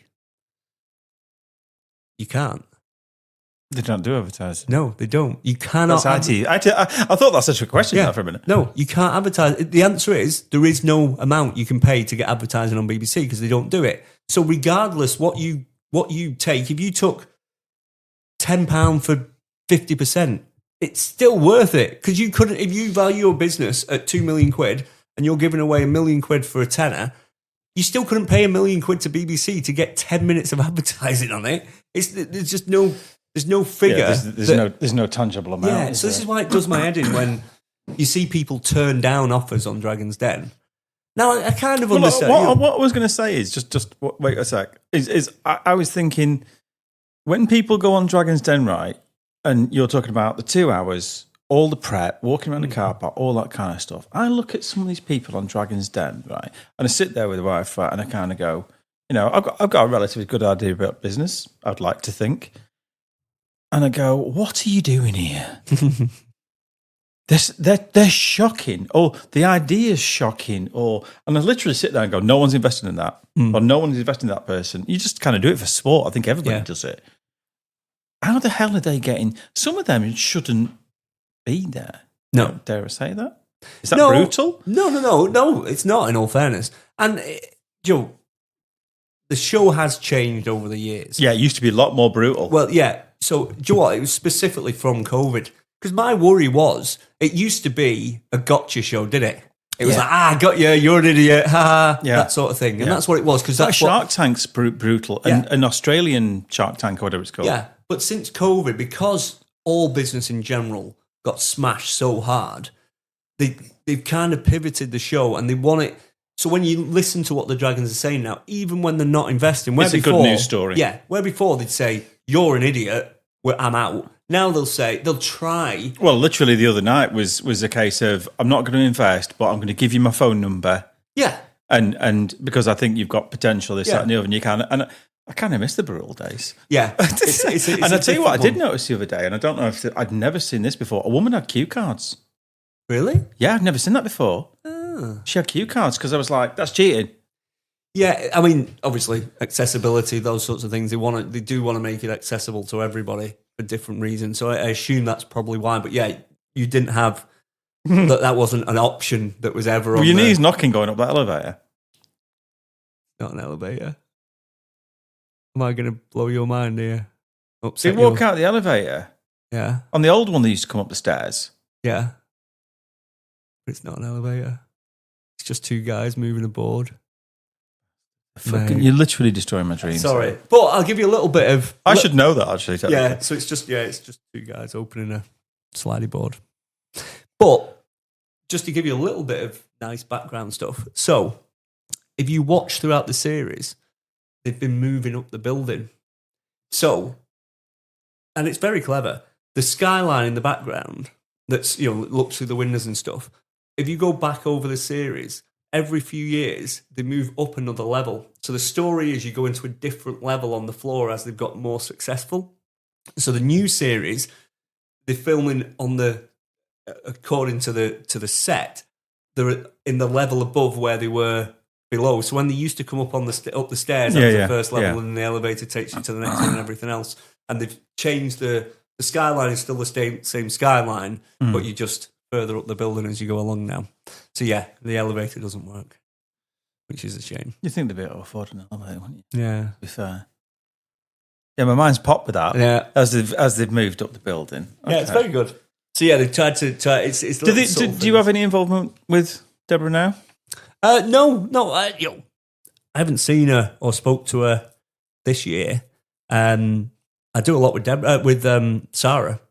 Speak to Sarah all the time. She's awesome. See her. You always are literally nailing it on social media and stuff like that. She's awesome. She stayed it. Yeah. She stayed here loads. She's just. How did that connection come about then? Because you ended up with Deborah, but you ended up with So Sarah. At the end of Dragon's Den, I made Sarah cry, didn't I? Not because I turned her down, but she was. If you watch the very end, she's crying, and Deborah says, "You crying because you said you missed out on it?" And she's like, "No, I'm just really happy for him. He's just dead nice." And she's just been dead helpful. She added me on Instagram after the show, and then we've just been friends. And yeah, like her whole network of people, her husband, everybody's awesome. She invited me to a retreat in September, which I went to, and it was great. So yeah, she's just ambassador for the product, so to speak. Really nice person. Yeah. Interesting. Jesus. What else have you got on your list there, man? Well, we could, we've been to 2 hours, 15 minutes. This is a 17-hour episode, yeah? Might have to do it in a few sections. But I've got some good wrap-up stuff. It's good. So good. Because a lot of these, as I've been flicking through them and looking at them, we kind of covered them just in conversation. But I like doing it that way, right? Yeah. We're literally winging it. And that's a good one. So you are an entrepreneur. Do you see yourself as an entrepreneur? Yeah. You do? Yeah. That's a proud moment. Yeah. When you actually see yourself that way. So, one piece of advice you can give to aspiring entrepreneurs. Ooh. So, I do say it quite a bit, in all fairness. It's got to start from what you're passionate about. So, as I said earlier, I've done loads of different jobs, or loads of different businesses. And it's always been because I thought I could make money out of it, rather than I really, really love doing it. So every day I'm putting in 100%. You say 110% or whatever. Yeah, but I hate that. Yeah. It's 110% crap. I'm putting in 100%. Anything else I'm doing, if I started a business making pots because I thought there was loads of money in making pots and I didn't like doing it, I'd only really put in 50%, 60%, 70% effort. It's not your passion. Yeah. And everybody's putting that amount in. So it just becomes the norm. The norm. Like we were saying earlier on with social media now, 95% of content is great. That's great. but it needs to be better than great. And the only way to get there is to really live and breathe and love doing it. Because you've got to love doing it. Mm-hmm. You can't just like doing it because there'll always be something better to do around the corner. So the thing with it is finding something, whether that be a niche or whether it be something that's global, it doesn't really matter. But what is it that you're interested in? What is it you love? And then try and figure out a way to build something around that. That's going to serve you well, because either way, you win. Yeah. If you do something that you love and you make money from it, great. If you do something you love and just make a living from it, still great. Still great. You can't. There's no lose in that situation. Well, there's more value in the passion than there is in the money, as long as you've got the same roof over your head, right? So I've met some amazing entrepreneurs who do all sorts of weird and wonderful things. I met a lady last week at the EB Awards. Crazy Panda. Maybe it was called Crazy Panda. They do like bamboo toilet roll and that sort of stuff. Yeah. Started it 10 years ago. Now the only bigger supplier of toilet rolls and cleaning wipes and stuff in the world, I think it is Andrex. She's number 2. It's this little Chinese lady who was sat next to me and reading. Lovely, had this panda hat on. Anyway, how did you get into that? Well, they'd done some businesses before and they wanted to do something else. So they started doing some Googling and found out, actually, there's loads of problems with toilet roll and baby wipes and that sort of stuff, and this is a solution. She's doing phenomenal. But her passion, I'm sure, is not bamboo toilet paper. But she was just looking for a business to do it. And now, luckily, she's been phenomenally successful in it, and I'm sure that gives her the option to do a passion. But equally, if you got into toilet roll and didn't like doing it and didn't make any money from it, how pissed off would you be? So the answer has to be is try and build something around what you are genuinely passionate about. Sounds very sensible. Yeah. I think it sounds very sensible. So I'm going to take the whole glamping gig away from you for a second. Right. 9 a.m. tomorrow morning. Yeah. You're going on Dragon's Den. Yeah. Your new business plan and your new business. Yeah. You ain't doing glamping or anything to do with it. I can't do anything to do with glamping. No, nothing to do with glamping. Okay, nothing to do with glamping. You've got to start again. New business, Dragon's Den tomorrow morning at 9 a.m. What's the business? See, it's not going to be one that dragons want to do, though. Doesn't matter. I'm still going to put you in front of them and you've still got to follow your own set of rules, which were passion. Yeah. But it ain't glamping. What is it? You've got to make a living. You've got to keep Chelsea in nice things. Yeah. You've got to fix that Land Rover that's broken again. So, my next business, but I wouldn't even call it a business, but once I leave here and let's say you sail off into the sunset or whatever, if I could pick anything to do, I want to buy a chateau in France and live out my days restoring it. From that, so bear with me, I want to disappear into the middle of nowhere where nobody's ever come, but do stuff on. So I love restoring things. It's why I bought La Mancha, actually. It's more of a passion project. I like taking... You bought what, sorry? La Mancha. What's La Mancha Hall. Oh, yeah. Where is that? Walsall. That's a grade 2 listed stately manor. What are you doing with that? I don't really know is the honest answer. You bought a stately home? Yeah. And you don't know what you're doing with it? No. I can see why your wife-to-be has issues. Yeah, no, well, the answer is I want it to be our home one day. That's the... Oh, it's going to be your house? Yeah. This is not a glamping site? No. Well, again, the answer is I want to start something where I have no idea where the end of it will be. Again, not dissimilar to here. I never bought this with the intention of doing a glamping site. It just evolved from it because I worked out, actually, from my dad.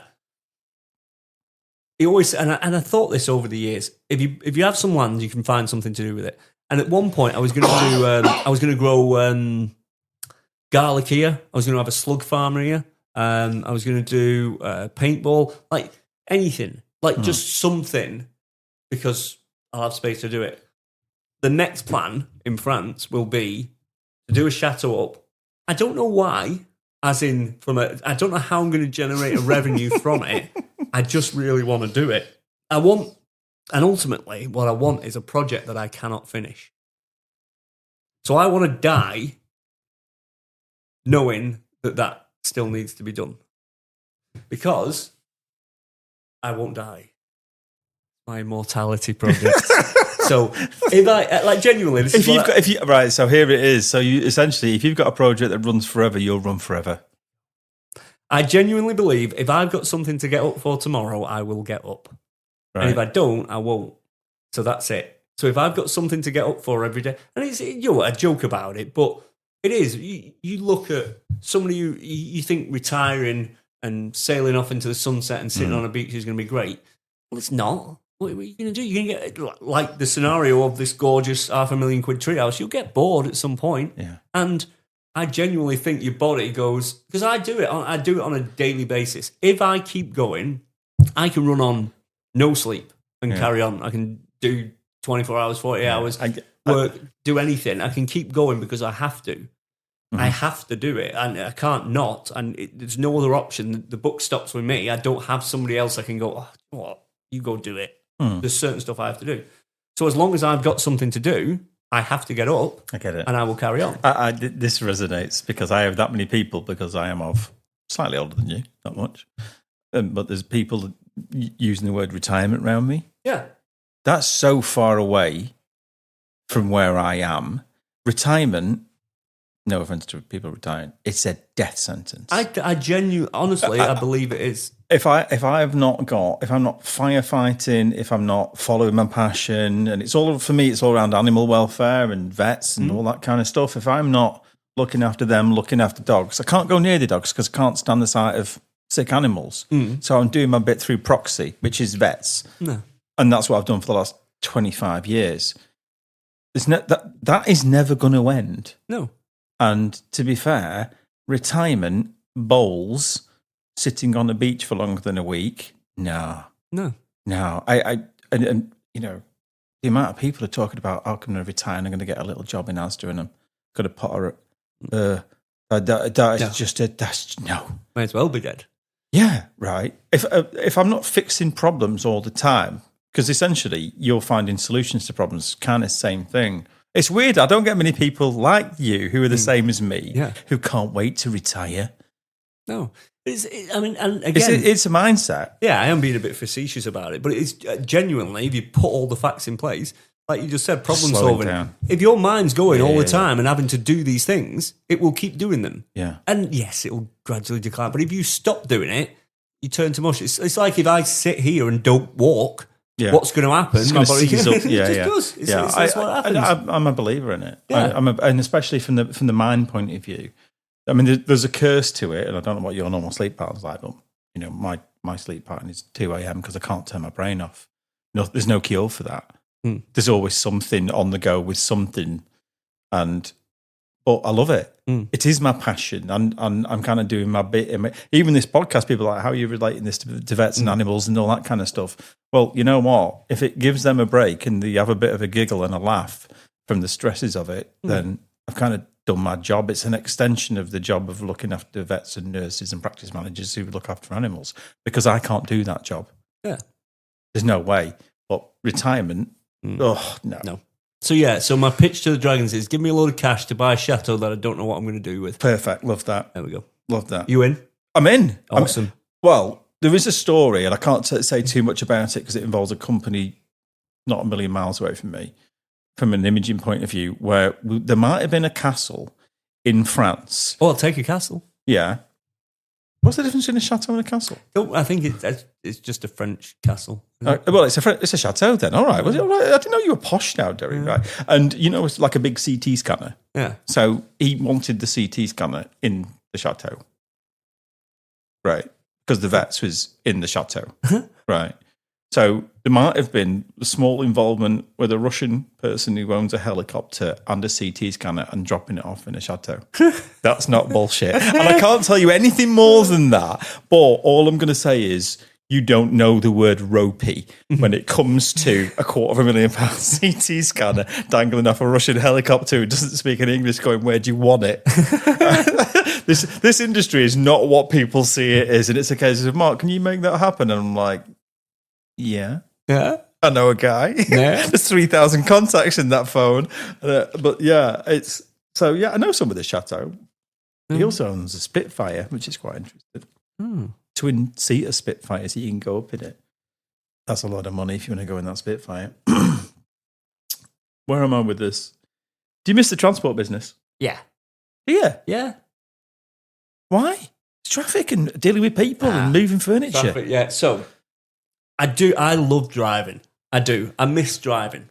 So, but now I say it because I'm probably looking back at it with a bit of rose. Yeah, I used to enjoy driving my Mini, right, back from when I was about 18, and then I got a Mini when I was about 30 and thought, what is this utter shitbox? The brakes don't work, right? It's freezing. It has a one-button heater. Yeah. And I just thought, how did you enjoy this? Because at the time, yeah. But now. So I do. So the thing was, like you just said, traffic. It was always awful. And we did a lot around London. Oh my God, that place is horrible to drive. But as soon as you got to the port and you landed in France, it was a different world. Just open roads and open worlds. Yeah, and we never took the toll roads. So we were driving through, little villages and patisseries and boulangeries and chateaux and rivers. And the most amazing... And you drive and you'd set off and it was 36 hours to your destination. So for 36 hours... That's one of your tom-tom, isn't it? Yeah. Nobody's hassling you. There's no phone calls. There's no text messages. You're just driving. I'd put my podcasts on. You listen to podcasts? Yeah, love it. Yeah, because I don't listen to music. Who's your favourite podcast host? It's not a well-known one at the minute, but it's called the Not the Vet podcast, and I'm hoping it will be bigger. Yeah, but I loved it because it was the opposite to being here. So when I go for a drive, when I've gone down to Cornwall, it's 7 hours. Love it. It's just me in a car. I can't be doing emails and Facebook and any of that. It's just it's almost like a disconnect. So I loved the driving bit of it. And we got to see some amazing places. And I do love France and I do love Spain. There's an irony here, isn't it? That the guy who rents space and a customer experience for people to disconnect has to get in his car to go and disconnect. Yeah, because for me, I've got to take all the options away of doing anything else. If the only option I've got is to drive, then I'll just drive. Have you stayed in every one of your glamping pods? Yeah. Every single one? Yeah. Oh, yeah? Oh, yeah. I'll stay in them months before they've got heating and carpet and floor and anything. Just because of the staying outside? Yeah. And again, this is another thing, actually. There is a big disconnect in the industry.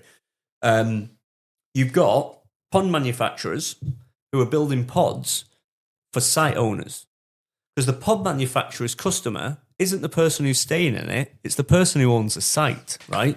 So the pod manufacturers are designing and building pods that are easy to sell to a site owner. The site owner is then putting them on their site and renting them to customers. So there's a disconnect there because all the unit manufacturer has to do is make the site owner happy. But really, they should be thinking about making the customer happy. This is the old... They're two different things. This is... I use this analogy quite a bit. It's like my favourite colour is red. I'm selling my house, so I paint it red. Yeah. No, the fucking needs to be beige because beige is neutral and everybody likes it. You don't like it red because I like red. Yeah. Yeah, you can't see past your own lens, right? Yeah. So it's difficult. So I spend a lot of time in and around the units because the only way you're going to realise stuff is if you're in it. So when I'm building all of these, if I'm in there for, today, I've been in there all day and I keep tripping over the step, for example. I need to change that fucking step. If I've only walked in it once, I won't notice that I keep tripping over that step. So that means every customer is going to keep tripping over that step. That's the only way to do it, is to spend time in it. Is it comfortable? Is it great at 3 o'clock in the afternoon? Is it great at 3 o'clock in the morning? How does that look? So it's all just about spending time in it and having that connection with it. So, and again, back to my original point, if it's good for me, it's going to be good for like 90% of people. It won't be great for everybody, but most people it will be. It's weird, isn't it, really, that do you not see, and I've read quite a bit about this, Diary of a CEO, all that kind of stuff, that the more that we get AI and technology knocking at the door, the more connected to the world we are as human beings. well, it'll be more important to disconnect. Yeah. Because we're permanently connected. Well, and that's a success story of this, isn't it? Is a form of disconnect. They might still come here and stream Netflix, but it's disconnect from the norm. Be in nature, even if it's a controlled environment. Nature, it's a bit like the Centre Parks kind of vibe, isn't it? You're in a controlled area that doesn't feel controlled, and it's the escapism of, I don't know, being in nature in a controlled environment. Because I just walked down the pathway. I didn't see a fence. Oh, I didn't see a border fence. Right, as in around the whole building. And to me, I know I have an engineering brain that kind of looks at a lot of this stuff. But the fact that it's safe because it's in a contained area, but in the same instance, there's no big wall around it. And it feels as natural as it could possibly be, because the new version of nature now is weirdly well lit, just like your pathway was. And I couldn't help but look at it and go, I really like the fact it's got these lights all the way down here. And I really like the fact that these rails down the side are wood. And I really like the fairy lights in the tree. That's the new form of nature that's acceptable. And it is the experience. I mean, I looked at it and, you mentioned your stones that you were proud of. And my brain went straight away. They look expensive, but they didn't look out of place, but it looked premium. Yeah. I know you've nailed it because of what your bank balance looks like, in the fact you drive a broken Land Rover Defender, which I'm going to continue to take the piss out of you for who buys a Land Rover Defender, you know what I mean? And then wonders why it's broken down. But, it was a great purchase. It looks nice stopped. I'm sure it looks nice. No matter how much money and success you've got, you still can't polish your turd right. I mean, it just doesn't work. This is what success looks like. And to be fair, I still find it. But I used to say, no, Derry, no, I don't know him. That was when you were naked on TV, and now it's like, yeah, he's a mate of mine. Text me every day. Yeah. Do you know what I mean? I said no to him on that secret garden thing. But to be honest, it is very much a case of. I don't know. It sounds weird, really, because we've known each other a long time, but not a lot. Yeah. Just through specific things. Yeah, cars and Formula One and all that kind of stuff, and it's kind of like friend through a friend thing. But it's kind of really weird that. How would I explain this where it doesn't sound like I'm being too creepy? I'm proud of you. Oh, I'll take that. And it's not because of you, Derek, because I really don't like you, but it's because you wish it wasn't me. No, I totally wish it's you because you've got a story here of success, which is through, how would I surmise it? Sheer determination, balls, learning stuff all the way, the right attitude. Not accepting failure and probably taking huge risks that are now harder to take the risks. And you're not from London, from the north with the rest of us, and you've proved it can be done. It can be done, because a lot of people wouldn't even try it. No. Because you might have built it and the wood was free, but essentially the rest of it was risk all the way. And there's a point in it where the risk gets just bigger and bigger and bigger. And I think it's quite, I don't know. I mean, for me, especially when I saw you on Dragon's Den, I can't help but think, do you know what?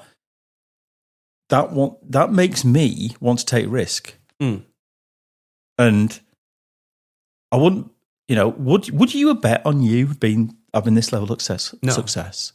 No. But you'd have bet on the level of passion always being the same, wouldn't you? Yeah. It's so difficult because you're right.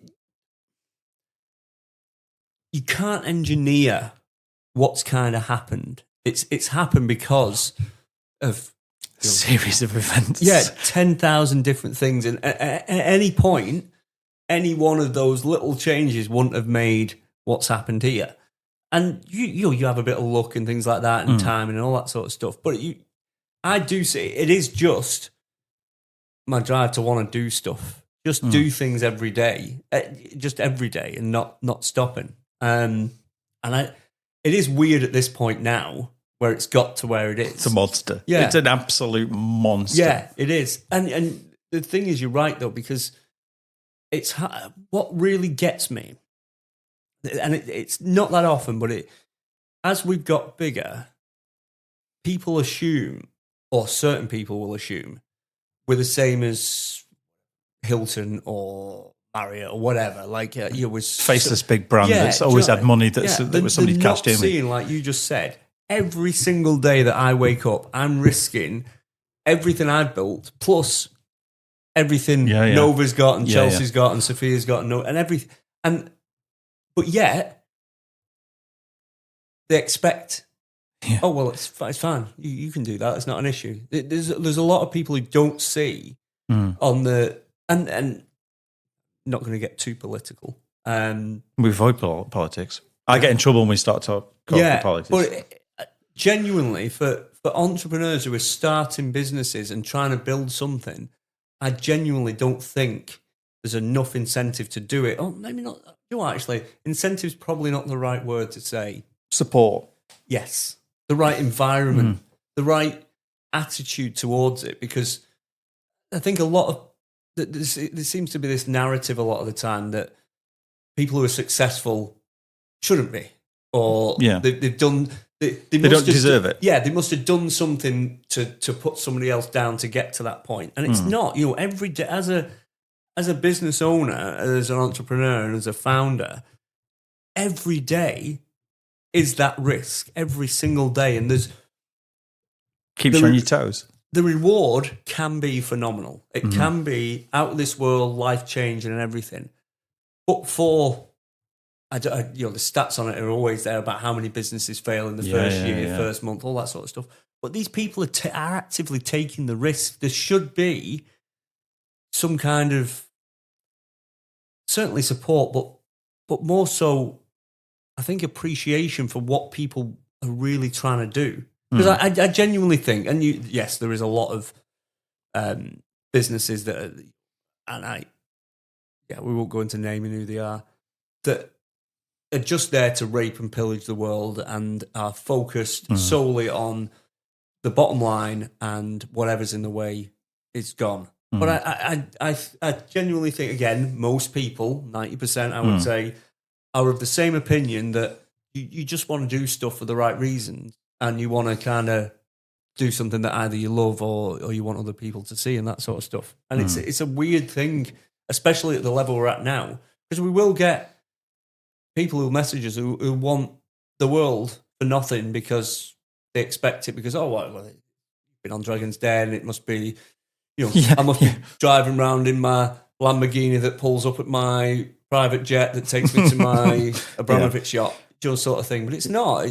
Tomorrow that can be gone, and just as easy as it came. Just as it wasn't easy to get it in the first place. But point being, it's that thing of constantly having to do it, and there's no shut off. There's got to be a portion of that, though, the bit where you're just forced to keep going. Part of that motivation has got to be that risk of it all going pear-shaped. There's got to be a percentage of that. I don't know how big that is. I mean, for me, I think it'd be quite a big number, like 25% of it. But that panic is just a case of turning it into energy that makes you, who's this ringing now? Read it. Can't have any swears too much. Let me just see. It's unusual for him to phone me at 11 o'clock at night. Sounds like a work problem. Okay, 2 seconds. Just tee out 2 seconds. Looks like there's a light off outside. Talking about. Well, pause it this bit, Ben. No, 3 hours, 15 minutes. No, but you got here about 20 past 6, didn't you? Yeah. Yeah, I'm not being funny, but one can of Coke and there's no offer of tea or jack shit. I'm not being funny. I did offer you tea. Stone-based pizza out there and everything. I can smell it. Kidding. Right, I'm going to... Sorry? How do we wrap it up? Well, I'm going to get... Ben is now listening to this going, fucking hell, you had a breakdown, I've got to piece all this together and all that kind of stuff, but This is probably going to be a 3-parter because it's that long. So delete all this bit, Ben. Right. Hey, Ben. It's Derry's fault. He talks too much. Right. So I'm going to wrap this up. So Derry Green, founder of the Secret Garden, entrepreneur, family man, northern guy, turned into a bit of a northern legend, really, haven't you? Well, this year I did win the Lancashire Business Personality of the Year award. I might have seen that on LinkedIn. I'm going to block you on LinkedIn. That was awesome. Like that was a fun one. Because I do talk to you. I talk to everybody about everything. I love it. I do love being from here. I love doing everything. It's been phenomenal. I think you just need to. I think it's one of them things where you have that much energy because it's your passion. You can't fake the passion because we've been here 3 hours. and to be fair, I think it. When I say it's inspirational, it genuinely is, because the Dragon's Den bit is 10%, right? Oh yeah, it's literally 10%, and I think there's so much about the attitude and the drive and understanding the risk and learning on the go, but still having a moral compass, because that's the difference, I think, really. Yeah. Because like you were saying before, there's so many ruthless businesses who just look at the bottom line. I always say to my team, to various other people, and maybe I'm a romantic, but you can still run a successful business with ethics and morals. Yeah, it's not a choice. It's not one or another. No, and I get annoyed, borderline angry at people who do it around me because we have different moral values to it. And it's, when people say it's just business. Yeah. It's not when it's your passion, is it? No. It's not just business. It's all, my business is personal, and very clearly, because you're doing all aspects of the business and it's your passion, it is personal, right? Yeah. Because isn't it successful because it's two things, personal and it's your passion? Yeah. Yeah, and it can be too personal at times. Yeah, right. I'm a bugger for that. There is absolutely a sea change. Social media has done it. It's been a big driver to it. Is that people, consumers, are way more savvy than they used to be. You can't just put a little flashy advert. It's not always a good thing, though, is it? No. Well, no, it's not. But you can't always. You used to just be able to put an advert out and sell, rhino tusks because it was the newest thing, you needed to have it, and everybody would buy them, not thinking where that came from, what it did, any of that sort of stuff. And now you can understand why people are doing things and what they're doing it for. So it's now not just selling to somebody a product, it's selling your identity, your thought process. All of those things are important when we're buying things. Because nobody feels good about buying the new iPhone or whatever. It's either keeping up with the Joneses, you're buying the brand. I don't know. There's so many different reasons for, especially for the. I suppose really, your people, when they book with you, they're not sort of knee-jerk purchases, are they? They're not like that. There's a bit of a thought process to them because they've got to think about, have they got the time? Does it work on the calendar? They have more thought with your product, so to speak, and that's got to make it harder to sell because they don't just click buy it now, do they? Yeah, and people as belts tighten, as everybody's really concentrating on what they're spending money on and where they're spending it. Yeah, and to show value in value in their mind. Well, that's where it comes to as well. Yeah. And this is it's not just about the cost of something. It's how does that benefit you in lots of different ways. So again, you're not going to feel great about buying a McDonald's, but if you spend £5 going having a sauna and a cold plunge and it makes you feel better, then that's money well spent. And it's the same when it comes down to who you're spending it with. There used to be, when I used to do delivery work, there was an amazing little old lady. She had a pie shop in Manchester, and you had to go by about 10 in the morning, else all the pies would be gone, because she could only make however many she could make. It was like 20. And she made these great pies. Supply and demand. Yeah, it was lovely. It was just great because you knew that money was going to her and then she was going to spend it. That's awesome. Go to Greg's. I don't know where you're spending that. But do you not think that you think that way now because of your age? No, I've always felt like that. No, but do you not think that now that the younger generation, if I said that to a 20-year-old, they'd go, well, it's 18p at Greg's. Do they care? Does the younger generation care? I know they're not your customers, No, I think there is genuine passion for stuff that people can get behind. So you look at a lot of... But that starts at an age group, surely. That's got to start at an age group before they actually care. Because people will buy on price, right? 20 years and under buying on price. They can see the Instagram video that you've done where they'd love to do that and then gone, how much is it? I can't afford it. Well, I see. Unless you started doing interest-free credit while I was out.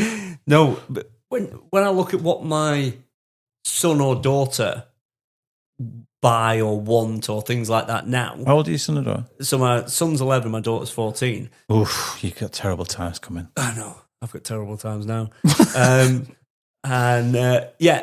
They are influenced by stories behind what something is. So they won't want, like my son likes mountain bikes, let's say. He loves mountain bikes. He won't buy a mountain bike because... Is Riley still a thing? Is it Riley? Rally. Come on. Yeah, Jesus. whatever. He won't buy that because Riley tells him to. He won't be interested in this life. Because is Eddie Kidd still alive?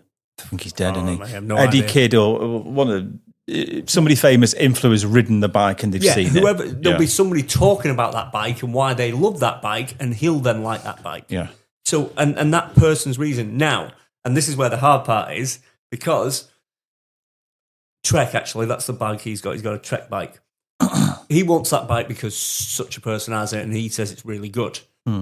Problem is, we can't distinguish whether Trek's paying that person to say that or whether he's saying that. Because it used to be on the micro-influencer side, and I've talked about this a lot before, if one of my friends puts something on Facebook and says, I've been here today and it was awesome, I'll go, I fancy going there then. If Jay or Reedy or Stewie or somebody like that has said, it's awesome, it must be, because I believe their opinion. So the this is where we really, really captured is the user-generated content and that micro-influencer, because rather than having your Molly, and we have massive celebrities every flipping week. Who's your biggest celebrity you've had? Oh, can you tell? Actually, the one, the biggest one, no, I can't actually. Oh, really? Not on here, yeah. Mate, we've had everybody, every TV star, Coronation Street, Hollyoaks, EastEnders, Love Island, then, TV shows. I suppose, do you know what, the funnest people, like Kimberly, yes, that's you thudding through the desk. Sorry. Kimberly from Coronation Street, I love her, she's a really good friend. When I did Celebrity Hunted with Christine McGuinness and Duncan from Blue, they were awesome. You did Celebrity Hunted? When was that? So we filmed that 3 years ago. It came out last year. I never watched that. Are you on that then? Are you hunted? No. So on Celebrity Hunted, the celebrities get associates to help them. So I was helping Christine McGuinness and Duncan from Blue and Kimberly and Danielle, who plays Lola in EastEnders. I was helping those two sets of people get away from the hunters. How did you get near that? Oh, mate, that was the BBC ringing you up and go, Jerry? So Kimberly, she's been in Stadia loads with really good friends. She phoned me up and said, I'm doing Celebrity Hunted. We're allowed a certain amount of associates. Would you like to do it? You have to be vetted by Channel 4. I was like, yeah, no worries. I'll do it for you. That's absolutely fine. Literally, we were starting filming on the Monday. So at any point in those 2 weeks, hunters can turn up at the site. You've got to sign all this stuff, all that sort of thing. Anyway, that was happening on the Monday. On the Saturday, I got a random phone call here because it was still just me answering the phone. I was like, hi, Secret Garden, Derry speaking. And this lady was on the phone and she's like, I'm just seeing if you've got any accommodation for Monday and Tuesday night. I was like, we don't, I'm afraid. We're fully booked. I said, we're doing some filming for a TV show. I can't say what TV show it is. And it starts filming on Monday. And I went, is it Celebrity Hunted? And she went, yeah. She went, how do you know that? I said, sorry, who's this? And she said, it's Christine McGuinness. And she just phoned us out of the blue. And I said, listen, I'm really sorry. I'm actually already helping the other celebrities. The other team. So I phoned up Channel 4 and I said, just to let you know, Christine's phoned me. Yeah. I want to let you know, what do I do? And they said, you can do whatever you want. You can help him if you want. I was like, okay. So we concocted... You did both? Yeah, so I concocted a plan with Christine. So on that show, they all jump off a moving train and all run off and escape. So I planned with Christine.